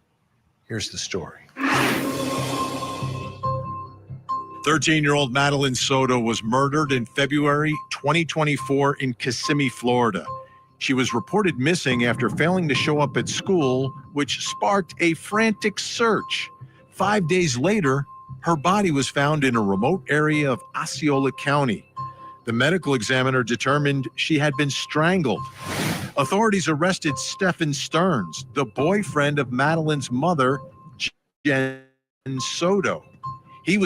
I'm going to politely ask that we not mention other live streams in here, if y'all don't mind, because it's not something that a lot of people do on YouTube. Most of the time, it's not allowed at all. Is charged with first-degree murder, capital sexual battery, and possession of child sexual abuse material. Investigators revealed that Stearns had been allegedly abusing Madeline for years. Stearns is currently awaiting 2 trials, the first for the alleged sexual abuse of Madeline, and a second trial for her murder, where he is facing the death penalty. Madeline's mom, who allowed her daughter to sleep alone with Stearns in his bedroom, has not been charged with anything and is expected to be a crucial witness for prosecutors in both trials. Each time that we investigate this case and this story, and you think about Madeline Soto and what she went through in her short life, it was just after her 13th birthday that she was murdered. But for years prior to that, prosecutors say they have documented evidence of her systematic sexual abuse at the hands. Southern Cat said, if Stephen Stearns went back to the scene, why didn't he move her? He was seen there changing the tire. That's a good point, Southern Cats. And I do believe he went back there both nights. What did he do there? But yeah, that's a great question. If he went back there, why not move the body? And even Jennifer, when she's being video interviewed, mentions it as well, that he went back. You're okay, Guilty of Crime. I understand. It's okay. It's a good question because, yeah, it would seem like he wouldn't move the body, or like maybe actually take it to, okay, if we're going to go with the theory that he was trying to get her to an area where, I'm going to give you a trigger warning because this is going to be a little graphic, but if he was trying to move her body where the animals of prey would basically take care of the body because she's decomposing, and alligators or crocodiles, I don't know which one, anyway, if they would take care of the body because she's decomposing and they eat things like that, why, when he went back to the scene of the crime 2 nights in a row, did he not move her to the area where that would happen? If we're going to go with the theory that they wanted it to seem like she was a missing person and then she just forever be a missing person because no body ever being found. It's a very good question. Heather said the 19-minute one of Stephen saying she slept had 2 nuggets I found. One of Stephen Stearns saying he arrived there on Saturday and the other of Maddie's phone in her room. I appreciate you sharing that. There's been a lot of people pointing out things that have been released in those audios. And I'm really happy to hear that and see that. You guys pick up on a lot. That's why I like when we talk about these things together, because y'all pick up on things that I don't pick up on and vice versa. So it's good that we can share together what we see and hear and get all perspectives and point of views. Hands of a predator. Years of this. Then I think about that final moment when her life is being taken from her. How is she reacting? What is she doing? What's going through her mind? What's going through her body? How is she feeling? Does she understand what is happening? I want to show you something because I think this is a significant piece of evidence and it could tell a big story. Some images, some evidence photos of the accused, Stephen Stearns, his hands. You take a look at the hands, there are some visible marks on there. Appear to be scratches. They're not cuts, but scratches on his hands. How did he get them? So we can see it right there. That almost looks like a bite mark. Like, I guess 3 teeth pointed down, but it is scratches. There's 1, 2, 3, and then there's one over here, and there's one that could be right there. So it could be 5. Now, we tested a theory, and I don't know if that's where he's going with it, but we tested the theory of if Stephen was, let me put a trigger warning. Well, I'm not going to put the banner up so you guys can see everything, but I'm giving you a trigger warning now. If Stephen was on top of her, choking her, then she's obviously going to try to move his hands and scratch at him. And we looked at the DNA paperwork because I remembered that there was blood under her fingernails. There was blood under her fingernails on her right hand, which would be his left hand. If he's on top of her, it would have been his left hand that she would be scratching at with her right hand. Okay. And the scratches are on his left hand. So all of that matches up. But the blood under her fingernails was hers, not his. So I don't know if we're going to find out later that she did have his blood under her fingernails or his DNA or something under her fingernails. I do find it interesting, and I'm wondering if he's about to go down the road that we went down, and if maybe they have more information and can prove that she did scratch him and was fighting. Clark said, well, Fawny said, you know how when a dog just came from the groomer and they know they look good and their tail wags extra, Vinny is giving me, I'm just a friendly pup who knows he looks good vibes. That's so funny. Clark said, I believe that he went back Monday for nefarious purposes to be with Maddie or touch her one more time. It is a valid speculation considering what the ex-girlfriend said about how he wanted her to basically play deceased. And that was the only time he was fully at attention. Hey, Bogart, and anybody else that just came in. When did he get them? Under what circumstances did he get those scratches? On his hands. As you think about this, I want you to remember what the medical examiner believes happened here. That she was strangled to death. Strangled to death with hands. This brings us to the first question in our investigation, and it's about the end of Madeline Soto's life. Did she fight for her life? I think she did. Nessa said Jen was frightened of being abandoned by Stephen, as Stephen was jealous of the crush and didn't want Maddie to grow up. I agree. I think that's a possible speculation too.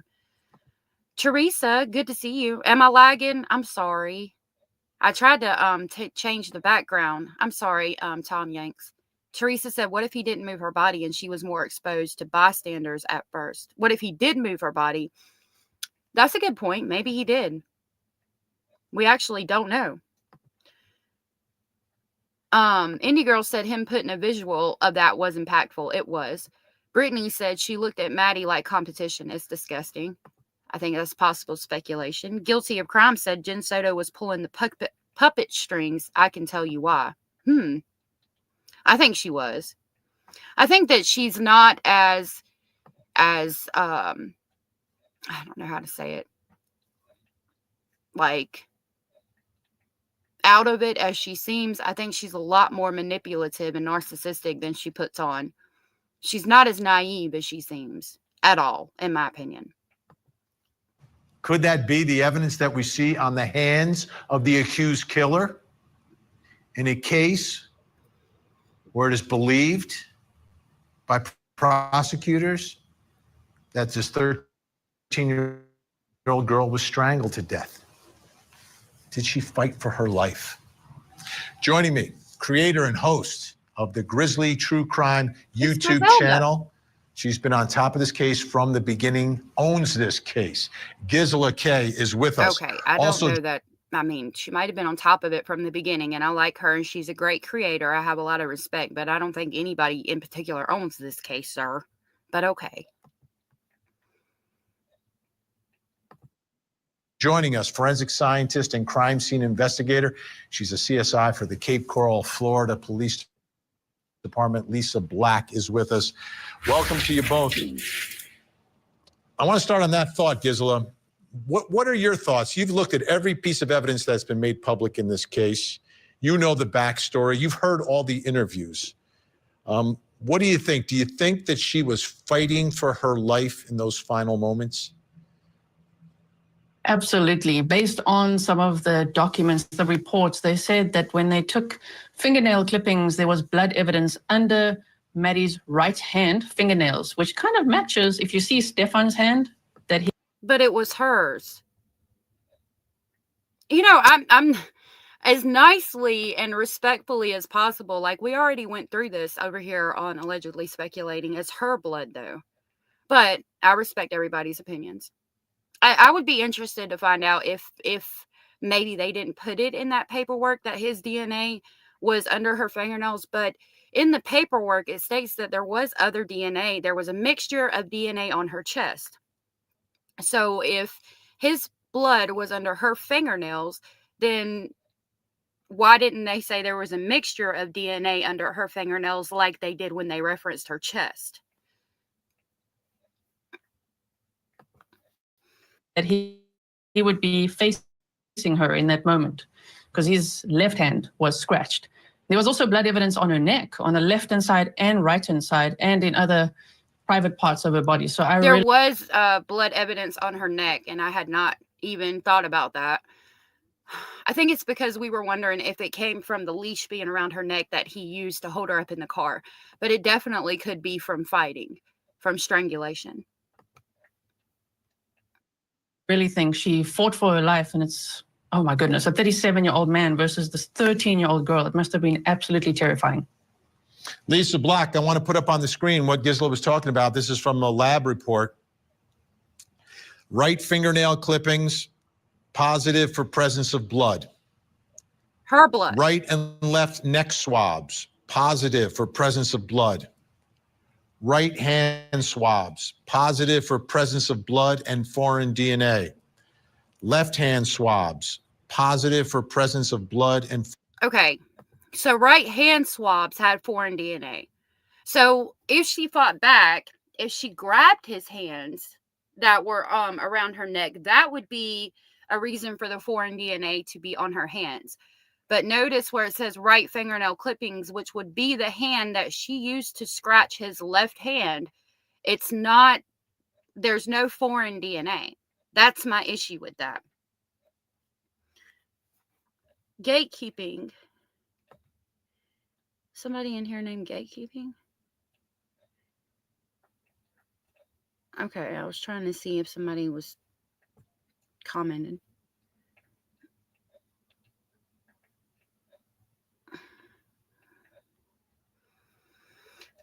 Please don't. Foreign DNA. Right.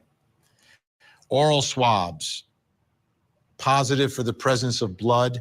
Breast swabs, foreign DNA. Now, my understanding is that these samples were too small to get identifications, to get more information. Take us through the process, Lisa, of getting these samples. So, yeah, I don't know.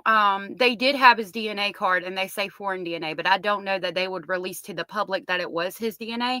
And a lot of the things they said was too small to get DNA back, but I don't know that they would release that to the public either.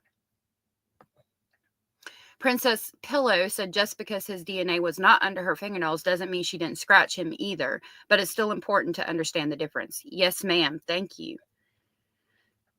I'm thinking it's Stefan's DNA. They don't, in the whole paperwork, they don't say it's positive for his DNA at all. But, like, I don't know if it's because the samples were too small. I don't know if they can prove it through other paperwork that hasn't been released to the public. I don't know. Oh, I don't know what y'all were fighting about. I'm sorry that you had nightmares about it. I can understand at the same time why people might feel uncomfortable about you asking how many kids they have too. But I understand why you're asking as well. It gave me nightmares reading the documents as well. So I don't know. I just ask that everybody get along. You can, if you don't like a person in chat, like you can click their name and block that person specifically. I can tell you that. I just learned that after becoming a creator too. Samples, and then tell me what these samples from the lab report of Madeline Soto, the victim here, tells you about what was going on and what happened to her. Well, it's rather routine in the case of strangling that we now swab the victim's neck and would examine the hands and under the fingernails, because very often when someone is being strangled, they're reaching up to try and remove that restriction from their throat. So they often wind up scratching their own neck and also, getting their own DNA on their hands. And so it's pretty routine to be swabbing the hands, swabbing the neck, looking for the killer's DNA. And our understanding here is that the samples are too small. Is that common? What would, when those samples are taken, how often is it that you're able to perhaps swab and get a sample that you could tie to someone? Well, it's not surprising considering that you're swabbing someone's skin, so their own DNA is overwhelming most of the sample. Plus, as I understand it, her body was not found for 5 days. So that's interesting because they said they only found her blood under her fingernails. But if her blood was under her fingernails and the sample of his, because the scratch marks are not that deep, so the sample of his DNA would be small. So maybe her DNA did overpower his DNA. Gloria said, looking forward to the trial of Stefan and hoping for a trial for Jen Soto. Anyone know why Stefan Stern's trial was moved up from September? They're going to try to delay. They're going to try to delay for as long as they can. Harry Potter's in chat? For real? You would have dew, perhaps rain, any sort of environmental conditions reducing the amount of DNA still on the skin. Gisela, based upon your analysis of everything that you've learned, she strangled to death. Where do you think that this happened? Ooh, I've had many scenarios. Scenario 1, 2, 3. Where could it be? I think the most logical place is upstairs in bedroom number 4, based on observations from the roommates, hearing noises as if someone was putting things down on a table in the early morning hours. So I'm thinking it's probably upstairs, but based on just the totality of everything, it could also have been downstairs. And obviously that would throw up a red flag for Jen Soto then, which is why if I had to have a final answer, I'd say bedroom number 4, which was Stefan's room. And that's the one that is up on the second floor. You've got Jen Soto, the mother, who's in the primary bedroom that's down there on the first floor. Madeline's room, which really wasn't a room, sort of a converted room, was also down on that bottom floor. But you're right. Number 4 is Stephen Stearns. So, Lisa, tell me, if they believe that this happened in the room, in the bed, what sort of analysis would you do of evidence from the room? And specifically, the bed, are you swabbing that as well? But would it tell any story? Because strangulation is much different, right, than a gunshot case or a stabbing. So is there... I do remember Detective Tangler asking Stephen to remove the Band-Aid that was on his hand. It might be one of the other detectives in the interview, the video interview, when they start taking pictures and DNA samples of everything. But I do think it was Detective Tangler in one of the first interviews, if I'm not mistaken. If you go back through the playlist, there's interviews of Stephen being asked questions by Detective Tangler, and it should be in one of those interviews. Is there anything of potential value that you could find anywhere other than on the defendant or the victim? Well, you would be examining the sheets, blankets for bodily fluids, especially since there's also a sex crime aspect to the case. So you'd be using alternate light source. You'd also be examining for blood, since we have the presence of blood, which is not normally found on bed sheets. But it is complicated by the fact that the suspect lives in the same house. So there could potentially be, both persons' DNA at any point in the house. And that's a bit easy to explain away at that point. All right, Lisa, let's move back now to how I started all this with the image of the hands of the defendant, Stephen Stearns. They're not deep scratches. They don't appear. They seem sort of light, but what are your thoughts about what these marks tell you or don't tell you? Well, they could be very easy to explain away, unfortunately, because they are small. I mean, to us, they're suspicious, but he could easily say, I was working in the yard and a bush scratched me. He could come up with a million different reasons, and they could be quite true. It also could be if there was drugs in her system, that she was really drugged, and the scratches are light because she was in and out of it while she was scratching him to try to get him to stop choking her, because she was so out of it from being on substances that they gave to her for whatever reason while he abused her. If we're going to go down that speculation avenue, that could be the reason. And because they're so light, that would explain why there wasn't enough DNA under her fingernails for them to say that it's definitively Stephen and that she was scratching him. I mean, there's a lot of avenues we could go down with this. It could be something as innocent as, that he could explain away. It also could be something much more nefarious. We won't know until court or we have some lab results. It's just difficult to draw any positive conclusions that would hold up in court. Right. It's much different than trying to match a wound that is a stab wound, and you try to match what kind of blade it was. I mean, it's completely different. Okay. The good news, Gisela and Lisa are going to be staying with us through the program. Coming up next, what was going on inside this home? Okay, I'm going to mute it. No. Or the clutter just gave me anxiety. I don't remember her saying the clutter gave her anxiety. Let's see. Okay, I think it's right after this. They come right back to the show.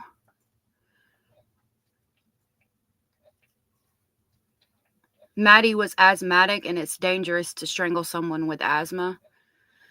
Well, yeah, I mean, she's deceased. The celebrity style. Yeah, that's a good point. He's not a very clean guy. He's kind of a little hoarder, a collector. So just my house was always a mess and never the way that I wanted it to look. Or the clutter just gave me anxiety. So I asked him to go upstairs and he did. So that's Jen Soto complaining about the clutter in the house that was a result of Stephen Stearns, who I think was her boyfriend, but I'm not sure exactly what the status. I think if they had to check something, it would be it's complicated. Yeah, no doubt. But I think from Stephen Stearns' perspective, if what prosecutors say is true, we understand his perspective on the relationship. But she's complaining about the messy house. Some evidence photos that have been newly released. This is like a birthday shirt that Madeline Soto must have been wearing for her. Now, we've talked about that. That's from somebody else's room, so I don't know how that's going to equate to any of this, because that's from one of the roommates' rooms. And if she's renting a room, it's normal for her to have that stuff in there so she doesn't have to go downstairs and make her food. Anyway, going back to the birthday shirt, I have a lot of questions because the Deadpool shirt that he changed out of, it does say in some of those documents that he's wearing that shirt when he abused her. And they take specific items from the house in those photos of evidentiary value, because they state in the paperwork that they called Orange County while they were simultaneously serving the search warrant on the house, because some of the photos and videos of Madeline, they had to show them to make sure they got those specific items of clothing, blankets, pillows, things like that. And that birthday shirt is included. And they talk about the Deadpool shirt, which I never seen in the photos so far. So that tells me that it is very possible that he abused her that night. She would have been wearing her birthday shirt on her birthday or sometime around there. If he had just got there that Sunday night, she had to wear it to bed or sometime after she put on that dress. And I think that they got that shirt specifically because he was abusing her while she was wearing that shirt. And when they mentioned the Deadpool shirt that he's in photos abusing her in her shirt, that tells me that he did abuse her that night. So if we're going with the theory that she fought back and said no and wouldn't let him, it would be evident to me that even if she did do that, he abused her anyway. And maybe that's how maybe he got out of hand, because she was trying to fight him and say no.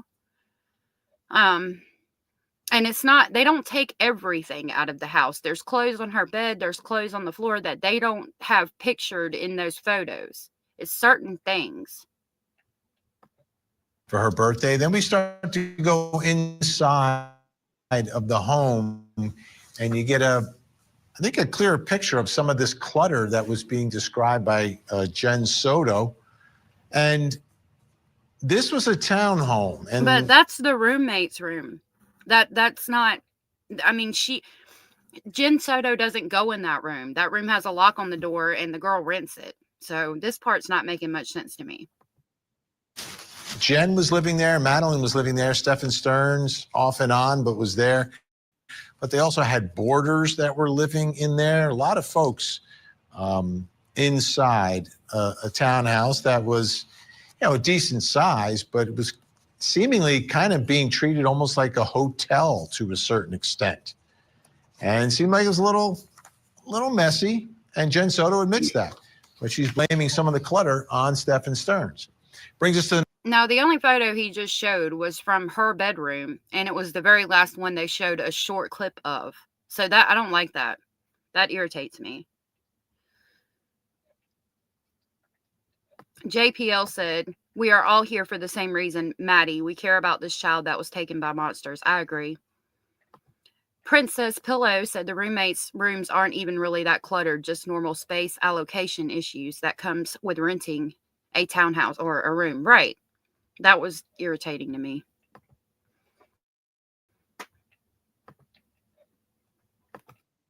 So the next question in our investigation, and it could be the scene of the crime that we're talking about. What was going on inside this home? I mean, look at some of the clutter and the mess and everything else. What does it tell us about what was going on inside this home? Was this a place for a girl to grow up in? Was this a place for her to live? Still with us, Gisela Kay. And joining us, author and certified mental health counselor who specializes in child abuse, neglect, and trauma, Sharonda Brown is with us. Sharonda, should we be concerned about the clutter and the mess, or is that just, all of us kind of deal with that, and it's just kind of part of life, and not everyone has a maid, and it is what it is? Well, we should definitely be concerned because a messy mind usually reflects a messy home. And usually when people are disorganized, they're struggling with some depression, or maybe they're just not internally okay, it will reflect in their surroundings, their home, their car, their relationships, their dynamics. It will totally reflect in everything that they do. So there's definitely a sign that something is wrong mentally when a home is that cluttered. Gisela, I want to take a look at Jen Soto's room. And as we take a look at her room, what's going on in her room? Like, what have you noticed? What have you seen? And what have you read about that is going on inside the primary bedroom in the house, Jen Soto's room? Now, that is Jen Soto's room. So I do appreciate that he's actually talking about her room right now. You didn't ever watch this show long. I understand. I definitely get it. Girl said, Jen took her money. She is jealous of Madeline to be so good with money. You think so?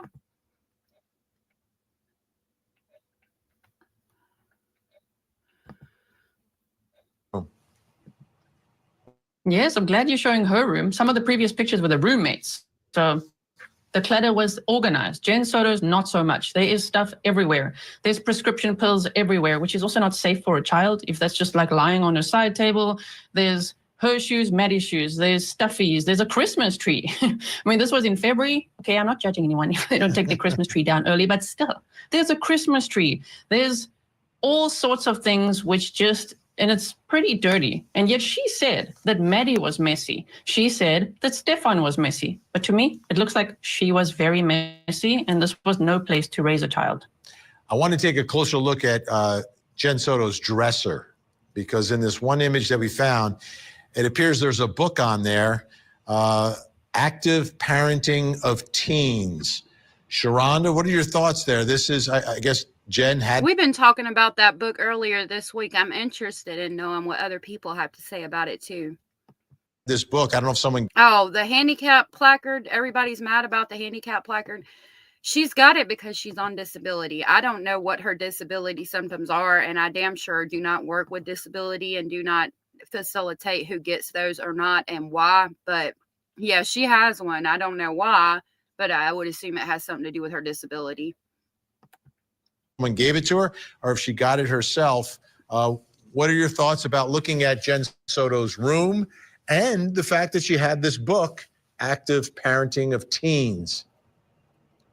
Well, as I stated before, a messy mind reflects a messy household. What I know about predators is that they will come into the mom's life or the parent's life and, become a friend or maybe a companion at some point. And then they'll do this divide and conquer. They're very intentional about dating women with young girls. So let's point that out. That is very, very common.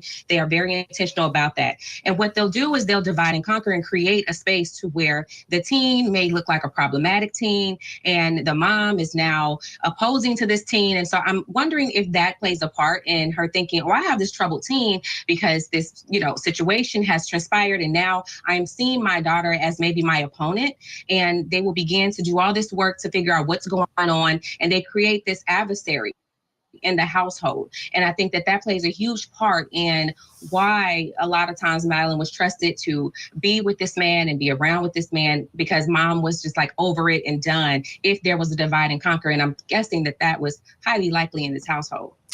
I agree. And a lot of you have pointed out over here that you think that she was jealous of Maddie, and it was more of a like a divide and conquer type thing, that she was jealous of the attention that Maddie got from Stefan, because Stefan played Jen to get to Maddie from the beginning, in my opinion. Poor Maddie. I mean, it's really sad to think about, like, the one person that's supposed to protect you looks at you as competition. That really, God, I just feel so bad for her. Gisela, how would you describe that dynamic, mother-daughter? I don't even know how to describe it. I've never really, I suppose in true crime we see it, but I mean, it just doesn't seem like there's any protective instincts, maternal instincts. I mean, Jen was completely clocked out from what we can see. She just wanted to sleep, and she just basically had this man-child in the house as a permanent babysitter. So I don't know how engaged she was in Madeline's life, which is absolutely devastating. It is so sad. And it always comes back to the life that she was living. Sharonda, and this, the sexual abuse, according to investigators, is going on for years. So it seems like this is the only life that Madeline knew. Do you think at age 13, she understood how wrong all of this was, that she was not living a normal life? Or when a child lives a life like that, do they sort of think that's normal? I definitely believe that 13 was probably the age that it clicked for her that this was not okay. And this is very common too when the predators begin to see that their prey has gotten a little older and they start having thoughts, opinions, ideas, they have friends, people are looking at them to date them. That situation becomes a threat. And a lot of times the child begins to say, hey, I don't like this. I don't want this. I'm actually seeing someone, or I have a boyfriend, or I have other friends. And it usually will set the predator off. But 13 is usually around the time that things begin to change in a more dangerous state for children once they've been preyed upon. As Rich Buddy, it's good to see you. Rich Buddy said, I don't think she exactly knew. I think she sort of knew, but didn't want to accuse anyone and didn't want to show she didn't trust them. Do you know what I mean? Complacent trust, would it be called? That's a good thought. I mean, that's a possible theory. Yeah, I could see it. I could definitely understand your speculation with that. I think that if it was me, I wouldn't really care if I hurt your feelings or not.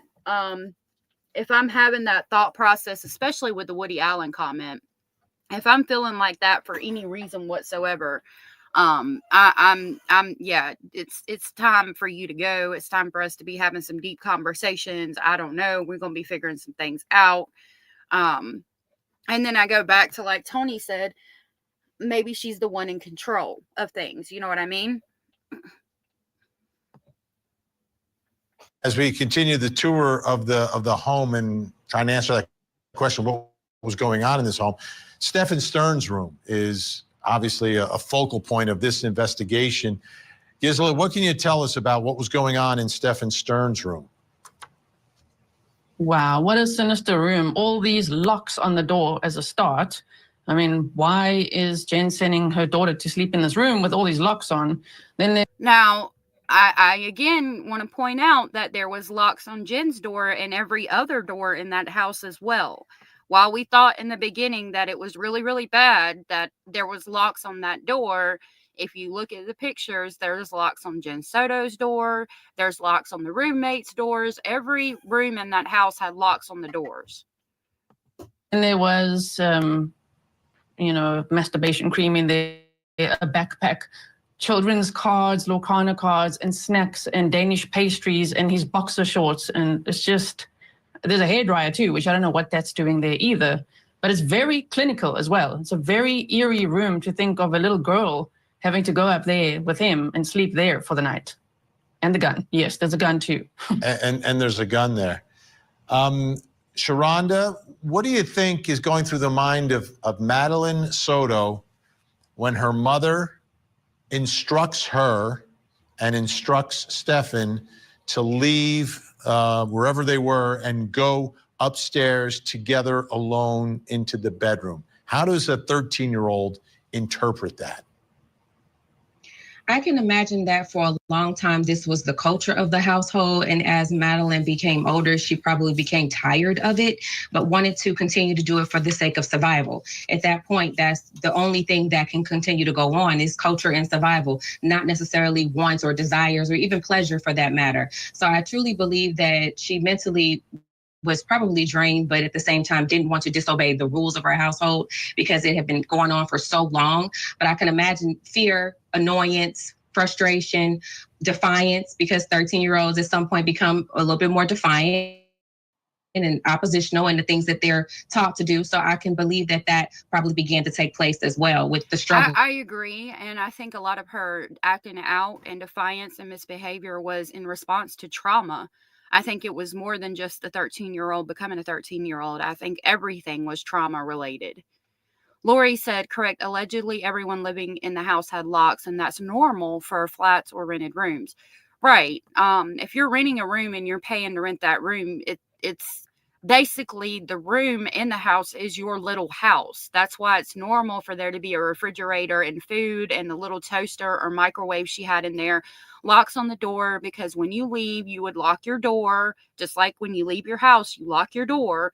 It would be the same thing. So while again, it is, like gobsmacking that there was locks on the door, when you actually look into it a little deeper, it's actually not that weird. Because they're renting rooms in the house.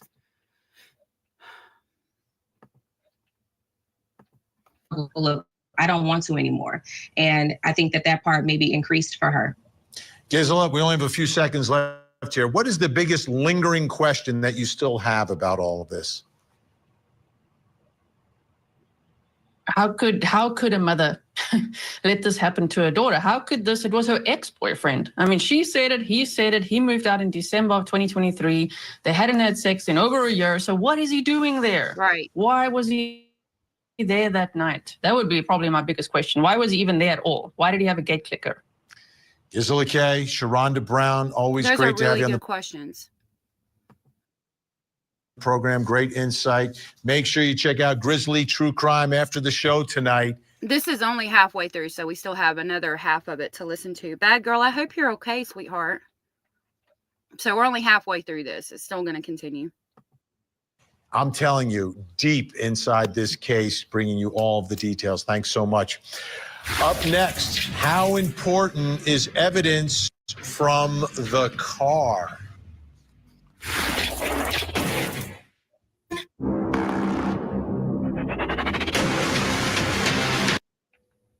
I'm just muting his intro music.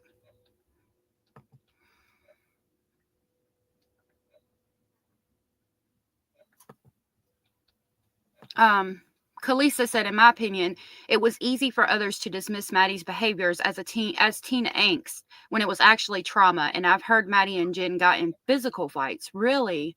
I've heard they had arguments a lot and that she didn't like to be there. She liked to stay with grandma more and didn't like going home because what was assumed that her and Jen fighting so much. But I haven't heard they got in physical fights. Girl said, the benefits are for those who really need that. We have proof that she can walk and may have body cam to show that. It's important that fraud government is not okay. People got denied help.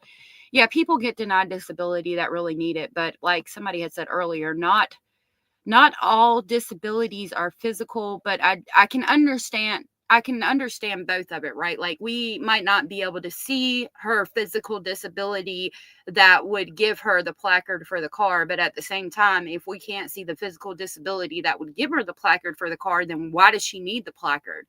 I don't know. I'm not a government official. I'm damn sure not about to give my thoughts, opinions, and speculations on anybody's disabilities. So I'm just going to leave that where it is. And say that we can't see everything that could be wrong with her. And we continue our investigation of the sexual abuse and murder of 13-year-old Madeline Soto, who had just celebrated her 13th birthday with friends and family when she was strangled to death. Here's the story. Stephen Stearns was arrested in March of 2024 in connection with the murder of 13-year-old Madeline Soto in Kissimmee, Florida. After Madeline was reported missing, authorities launched an extensive search, ultimately discovering her body in a remote area of Osceola County. The medical examiner determined she had been strangled. Investigators quickly focused on Stearns, the boyfriend of Madeline's mother, Jen Soto. Evidence revealed that Stearns had been allegedly sexually abusing Madeline for years. He was charged with first-degree murder, capital sexual battery, and possession of child sexual abuse material. Stearns is currently in custody awaiting trial and could face the death penalty if convicted of Madeline's murder. Meanwhile, I'm going to pause that there. Nessa said, I speculate that this argument between Jen and Stefan and Maddie started on her actual birthday and when she was at home with them. Her friend said she was feeling better off her meds. I definitely think it's possible. Cringe said, I have chronic back pain. You can't see it all the time, but some days I can barely walk. I'm so sorry. Yeah, we don't know without having medical records, so we can't really talk much about that. Madeline's mother has not been charged and is expected to testify against Stearns. This case began as a 13-year-old girl who's reported missing by her mom and her mom's boyfriend, who went around calling himself the stepfather of this child, and he wasn't. But that's how it began. And he had a story about where he was and what happened, that he had taken her to school in his car. And it's something he told investigators. It's something that he told WFTV down in Orlando. So let's take a listen to the sheriff, because investigators very quickly were picking up evidence in this case, including videos. So they had a good idea pretty quickly about what was happening. Take a listen. We have video evidence that shows Stephen Stearns discarding items in a dumpster in that apartment complex in Kissimmee at 7:35 on Monday, February 26. Detectives later recovered Madeline's backpack and her school-issued laptop from that dumpster. At 8:19, we have evidence that shows Stephen Stearns returning to the complex, and Madeline was visible in that vehicle. We believe she was already dead at that time. So when you think about the investigation of this case and you talk about the word crime scene, well, you have one place where it's believed she was murdered, which is likely the house. You have where she was recovered 20 miles away from the house, discarded on the side of the road in some brush. And then you've got the place where she was transported from the house to where her body ended up. And investigators believe that's his car. So this is the Lincoln, the 2010 Lincoln MKZ, and you're taking a look at some external photos that you have of the car. And the big issue with the car on that day was the flat tire that it had. And I remember seeing their surveillance video of it, and you see it there with the spare tire that was placed on the, I believe it's the left rear of the Lincoln, because he got a flat tire. So now we are getting to see these images of the car outside, and then the interior photos of the 2010 MKZ. So obviously, investigators treating this just like another crime scene. If you've got the victim dead inside the car. Yeah, I can definitely agree with that. It would be a separate crime scene because her body was there, but it would be after death, obviously. And that brings us to the next question in our investigation. And it's about the Lincoln. How important is evidence from the car? How significant? What can you get? What can it tell you? What will it prove? Joining me, reporter for WFTV in Orlando, Florida. She knows everyone down there, has been covering all the big stories in Orlando for years. Shannon Butler, and forensic scientist and crime scene investigator. She's a CSI for the Cape Coral, Florida Police Department. Lisa Black is with us. Okay. Let me start with you, Shannon. When we talk about this car, this became a really integral. Sorry. Slow and homesteady. That is so horrible. I'm so sorry. Hey, Titanium, I am. Yeah.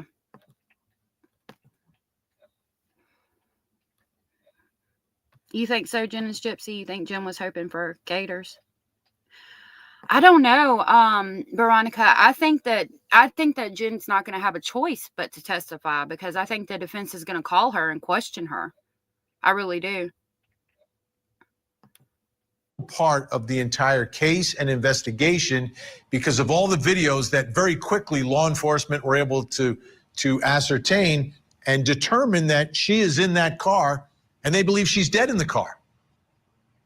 Yeah, it was really fortunate for investigators very early on. Seeing Madeline Soto in the front seat of that car as they were leaving the apartment complex was very, very important because at least it gave them some indication, not the time of death, but that they believed that she was already dead, because we still have kind of that area, that gray area of not being able to figure out exactly when Madeline Soto was killed. So seeing that video helped a little bit rewind the clock there for them. So that was important. And then the second video of seeing Stephen Stearns remove Madeline Soto from the front seat where she was buckled in and slumped over, and then put in the trunk of that car, that trunk and that front seat there, a lot of evidence there that will be very, very important in this case when it goes to trial. Okay, Lisa Black, let's take a look at the front passenger seat. Now, we have the DNA paperwork that says that her date of death was February 25th, which would mean before midnight that night, sometime between quote unquote 11 o'clock when Jen says she sent that text, or last time she saw Maddie, if she saw Maddie that Sunday night, and midnight. The DNA paperwork says the 25th. Now, a lot of people have said it could be a guesstimate. It could be because that's the last time she was quote unquote seen alive. But I would think the DNA paperwork being done after the autopsy, that we would have an exact date of death if it was the early morning hours of the 26th or the 25th. So that's questionable for me. And I really want the autopsy paperwork. I'm really going to be looking for that when it comes out in court. Hey, Fred Johnson, it's good to see you. Veronica said if she was innocent and this is justice for her own daughter, any mother would gladly testify, no doubt. Yeah, they would. And we don't know if she's I think she's going to be more afraid because she's going to be questioned by the defense. And I think they're going to call her out considering what Stephen has said since he's been in jail. Carrie Poteet, good to see you, said, I asked for disability because I was hospitalized 22 times and I was told I'll always carry that infection on top of lupus. They denied me. I would advise you to apply again and maybe get a lawyer, because a lot of times people get denied to begin with. 104 minute, both Stephen and Jen are at the door talking to the police. Wasn't Stephen supposed to be zonked out on so many Ativan from his anxiety? Stephen don't look zonked out to me. Jen was supposed to be crying her eyes out. Good point, Linda. I appreciate you pointing that out. I do believe you are correct. You know, somebody's brought that up, Titanium IN. She said, can anyone tell me why so many kids are taken or killed in February? I noticed the date on AS Missing Children on yesterday's live. Well, the missing children is just, I go to the NCMEC and I do the first 2 pages of missing children's posters, so they're updated daily. There's one girl that's been on there for months though, and I'm gonna try to dig into her story, but they keep changing the last seen date to recently, so I don't quite understand that. But yeah, somebody's pointed out that a lot seems to happen in February, and it is questionable. AM said, yeah, I think that Jim was involved when Maddie's life was taken away. I would not be surprised if it has been done downstairs in her room. It's definitely a possible speculation. Seat, and it looks like they went through it pretty well. I see some evidence markers that are there as well. So how do you approach a vehicle like this where you believe the victim had been inside that car and was deceased? Well, I believe there's a report that the cadaver dogs alerted on the car, which is something we routinely do if we think a body has been transported. In this case of a strangling, you don't have a lot of blood. You don't have really hardly any blood at all. So you can't find that inside the car. And again, just like the home, her DNA, his DNA inside the car doesn't necessarily prove anything because you would expect to find it. Now, there's another part to this, right? There's the front passenger seat, but take a look at this. This is from the official documents. Shannon had mentioned this. If you look at 9:41, Stephen Stearns on camera in a parking garage putting Madeline Soto's body in the trunk.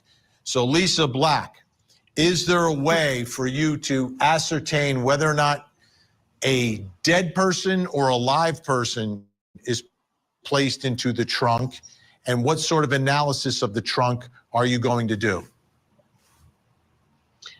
There's no chemical analysis that I know of that would tell you whether the person was dead or not. Again, you have the cadaver dog's response, which is a piece of evidence.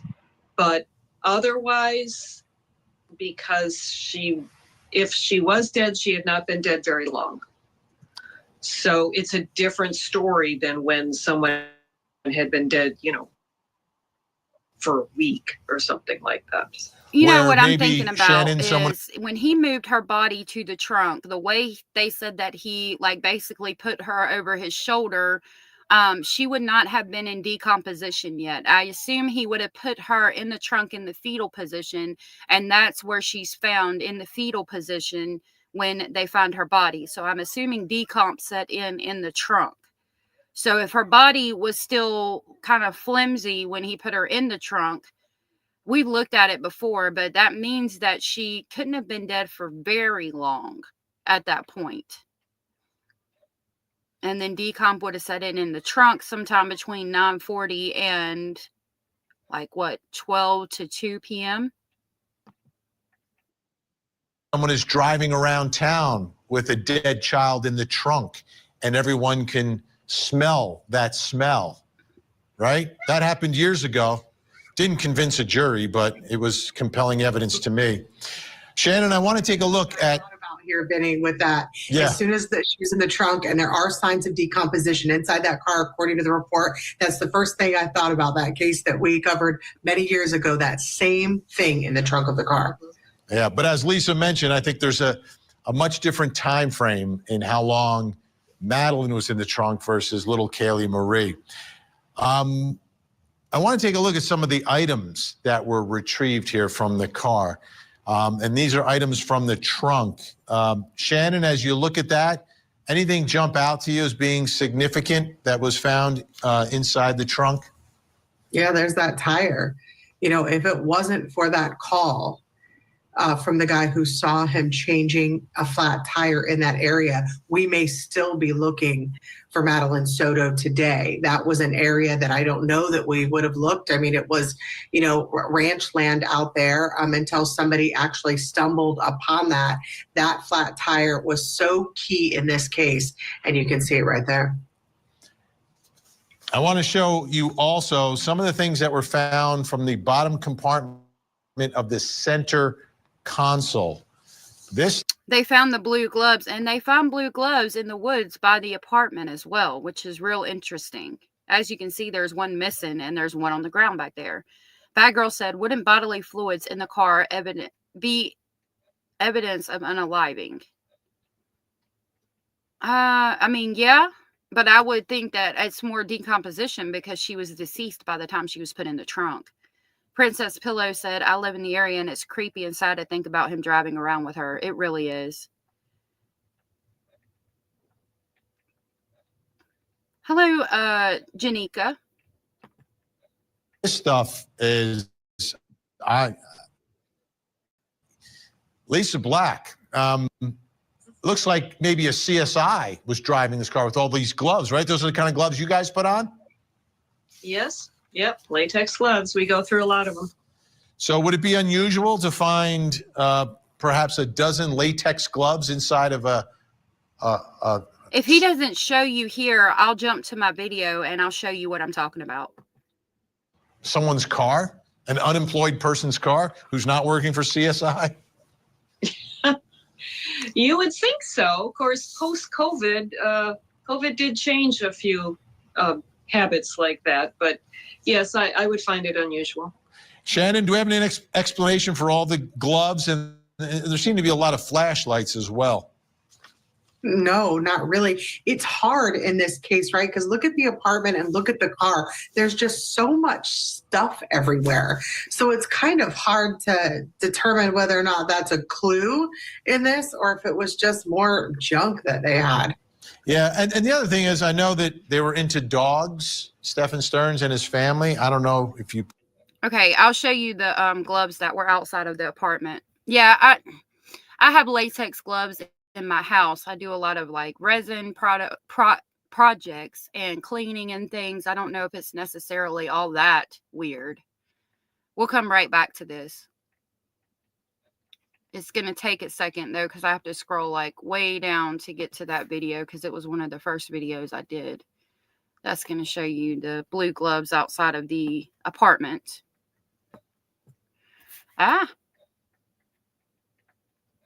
Yeah, they called it the dog ambulance, so that could explain why the gloves are there.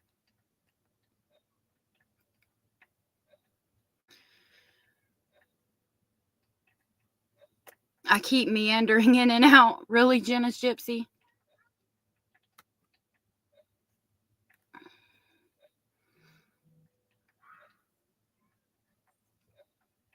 Hold on just a minute. Buttercream.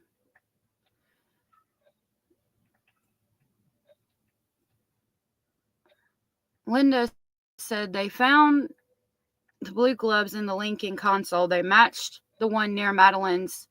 Probably belonged to Step and Mom. The dog ambulance content, dog junk. Yeah, probably. Right here. Okay. Let's see. It might be on the blue gloves. I have to give it just a second. No, that's the part of the picture. Hold on.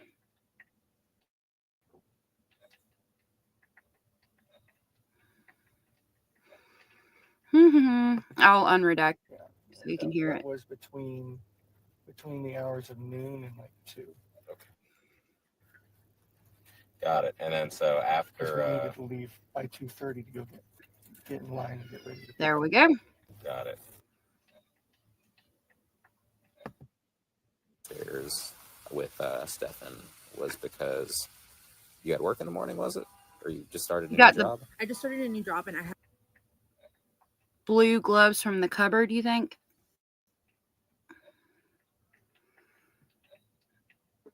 Yeah. There's a good one. been sleeping well. I take psychiatric medicine.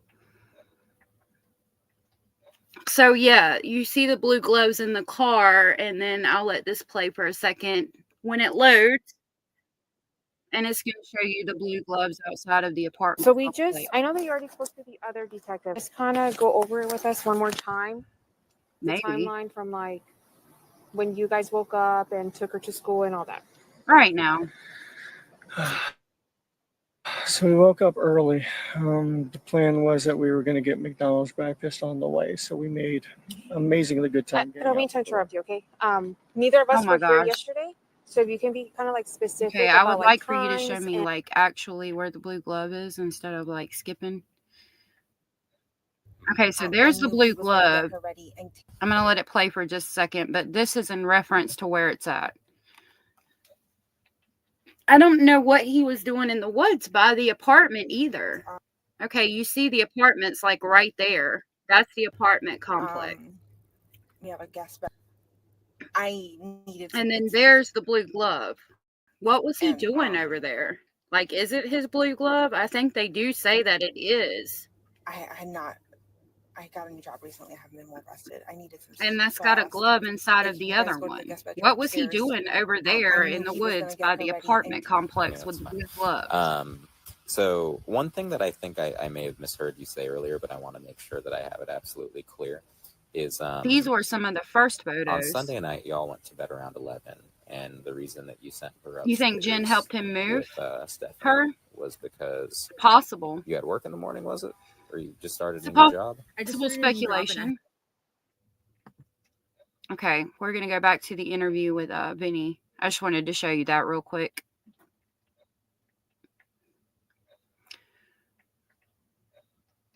I hope they collected it too.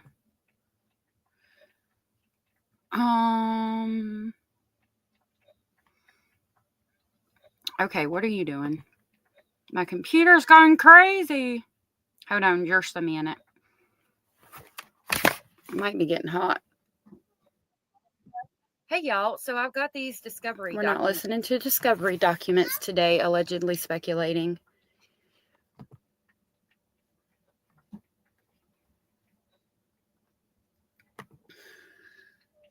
We're going back to the interview with Vinnie Politan. All right. And the other thing is, I know that they were into dogs, Stephen Stearns and his family. I don't know if you put those on to handle dogs. I don't know, but it's more of the evidence in this case. Okay, guests are staying with us when we come back. What was in the storage unit? Okay. Do you know that Stephen was in Northport? I go, what? Yes, serious. I just drove the middle of the night, tucked him into a hotel room. I went to bed, and within an hour, he's out of there. Race was in the undercurrent of Now, I saw part of this, and I'm really going to hate if I have to debunk Vinnie Politan here today. Maybe that's why he don't call me to come on the channel. Because I'm about to debunk him. Thanks to Hio. Colin.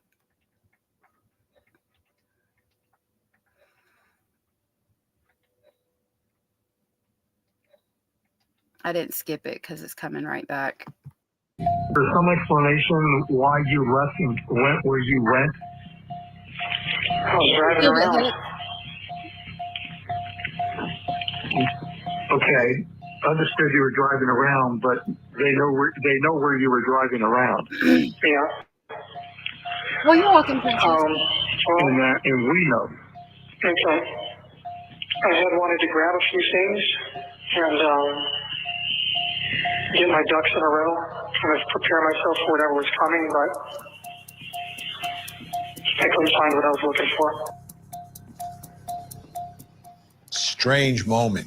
Goes to the phone call between Stephen Stearns and his father, Chris, talking about this trip that he made, and this is just prior to him being arrested, going to the storage unit to get his ducks in a row. Well, what do we know about the storage unit? Well, we found out a lot more about the storage unit from an affidavit of one of the investigators, in which he writes, on April 11th, 2024, I was notified by Chris that he had located a hard drive which would be used in a tower computer, a black USB drive and a silver USB drive.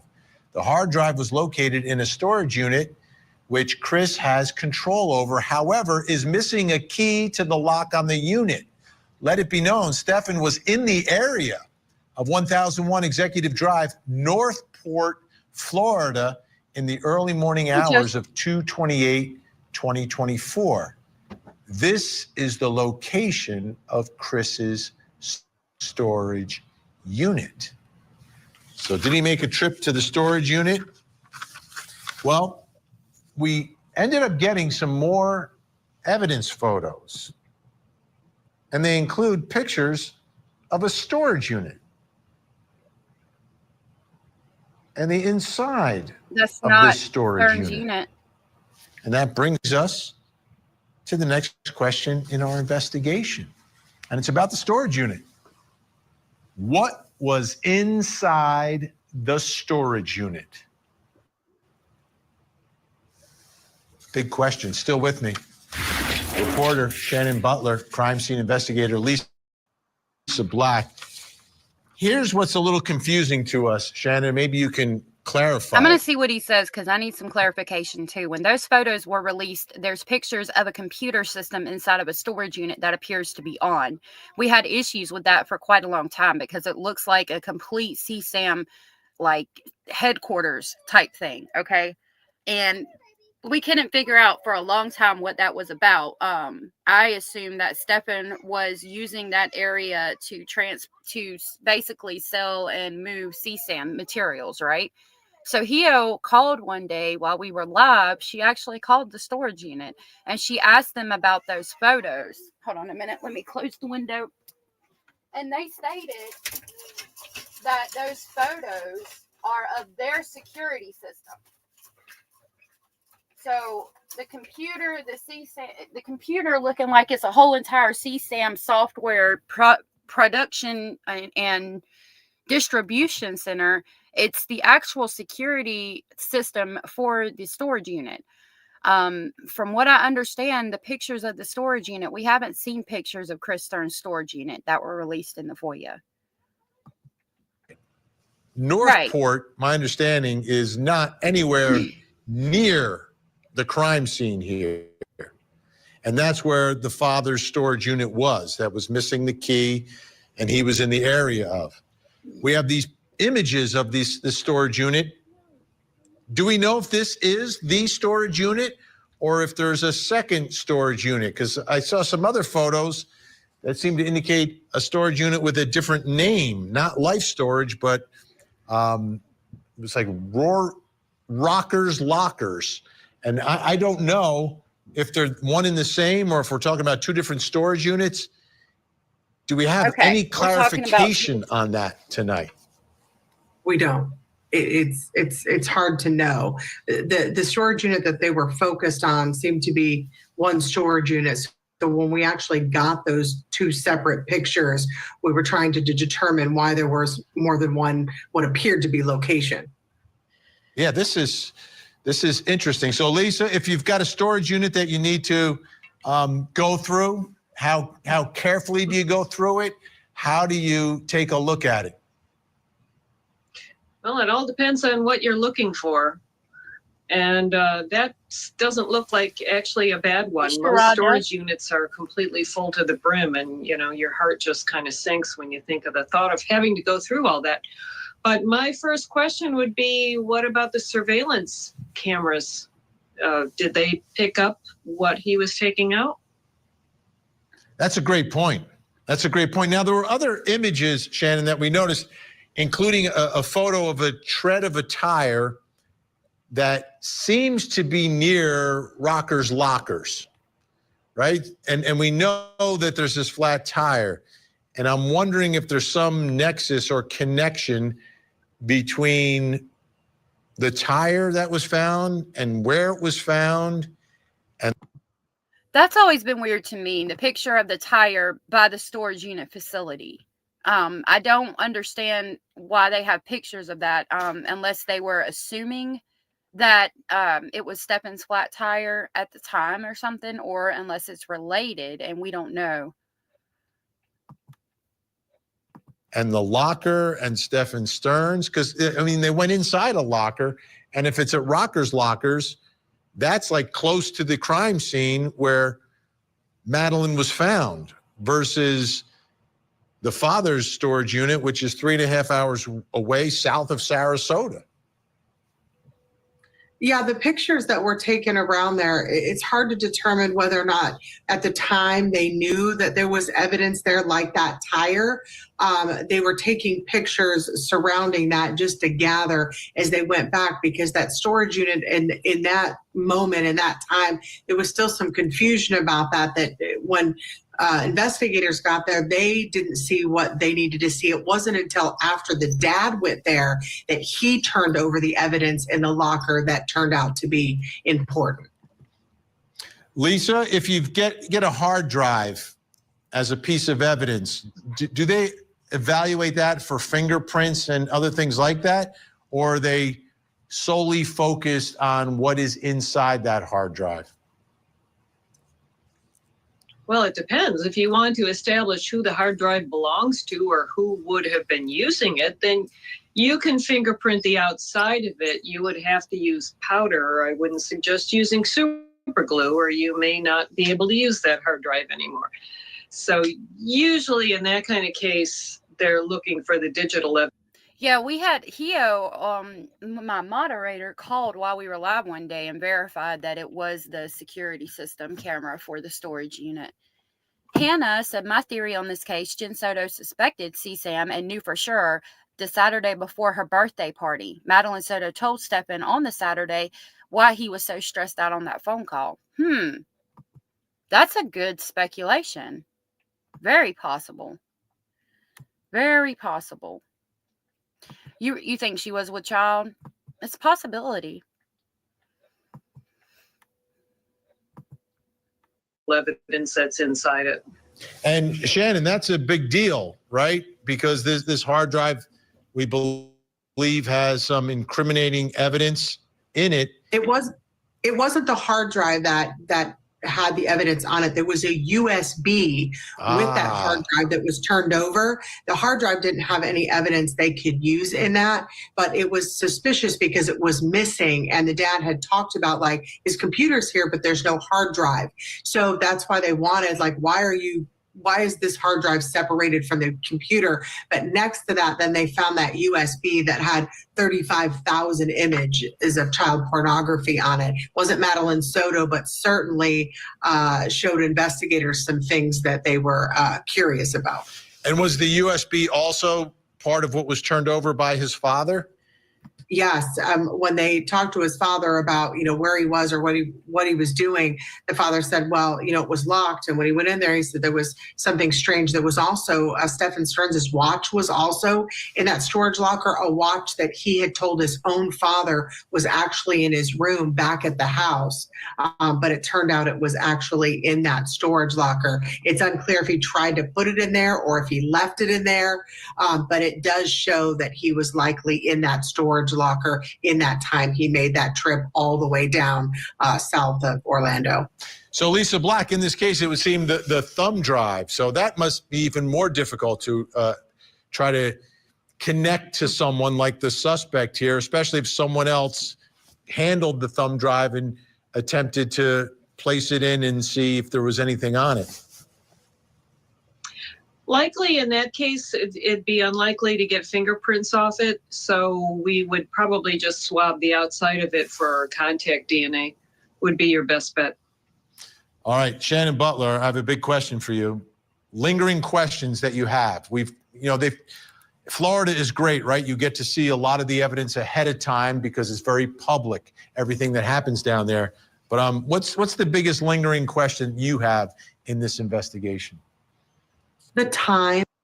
Janika said, if Stephen Stearns was so attentive to details as to not get caught for so many years, then what changed for him to be out in the open disposing of items at the dumpster and driving around? Fear, maybe? I truly think that he didn't mean for Madeline to die. I don't think he meant for that to happen. And I think he was very much freaked out and scared at that point, and adrenaline and all of the things causing him not to think so clearly. Panic, yeah. Like Heather said, panic set in. That's what I think.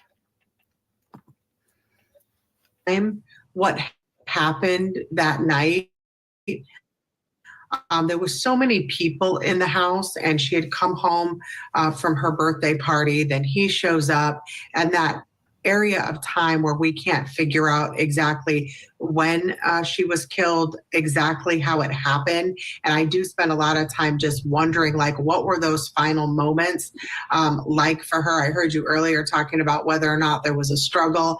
I don't know that I believe there was much of a struggle. And maybe I just do that because I feel better, maybe hoping that it wasn't, such a horrible experience. I don't know. But that time frame that I don't have really bothers me. Like, I want to know, Vinny, I want to know what happened. We're out of time. Shannon Butler, Lisa Black, thank you so much. When you're seeking the death penalty, a prosecutor needs to fully try the case, present all the evidence you have to erase all doubt from the jury, because sometimes jurors who may believe the evidence beyond a reasonable doubt may still have some residual doubt that prevents them from voting for death. That's why this case may take a little longer than you would expect when it finally goes to trial. I'm Vinny Politan. We'll keep digging for the answers as the investigation continues. So that was that. Sarah said, you never know how you'll react to that level of stress. He may be cold-hearted, but the oh shit moment kicks in. Right. Guilty of crime, thank you so much for the support. Said I apologize for any disrespect. Justice for Madeline Soto, period. I appreciate that. I don't think you disrespected anybody. I hope not. I didn't think you disrespected anybody. I really appreciate the support, though. That was very sweet of you. Thank you. That was very sweet. I didn't think that you disrespected anybody. I am going to have to go today, though. That's all I have for today. I do appreciate you all being here and chatting with us and sharing your thoughts, opinions, and speculations. So, oh, you did? I don't know. It might have been YouTube. I have no idea. You think she passed in that wooded area near the condo? Maybe. It's a possible speculation. I want to thank you all for hanging out with me today. I really enjoyed the live today. There was a lot of people here. I think that we discussed a lot of possible thoughts, opinions, and speculations, and I appreciate and love each and every one of you. Thank you so very much. You guys are so amazing, so sweet, and so supportive, and I really appreciate that. I appreciate everybody being respectful of other people's opinions and getting along in chat as much as we can. And I hope to see you all back tomorrow. And I hope you have a good night. And I hope you stay safe. And I hope you hug and kiss your babies and tell them you love them. I'll see y'all tomorrow. Thank you again so much. I really love our speculating family. Y'all have a good night. Bye.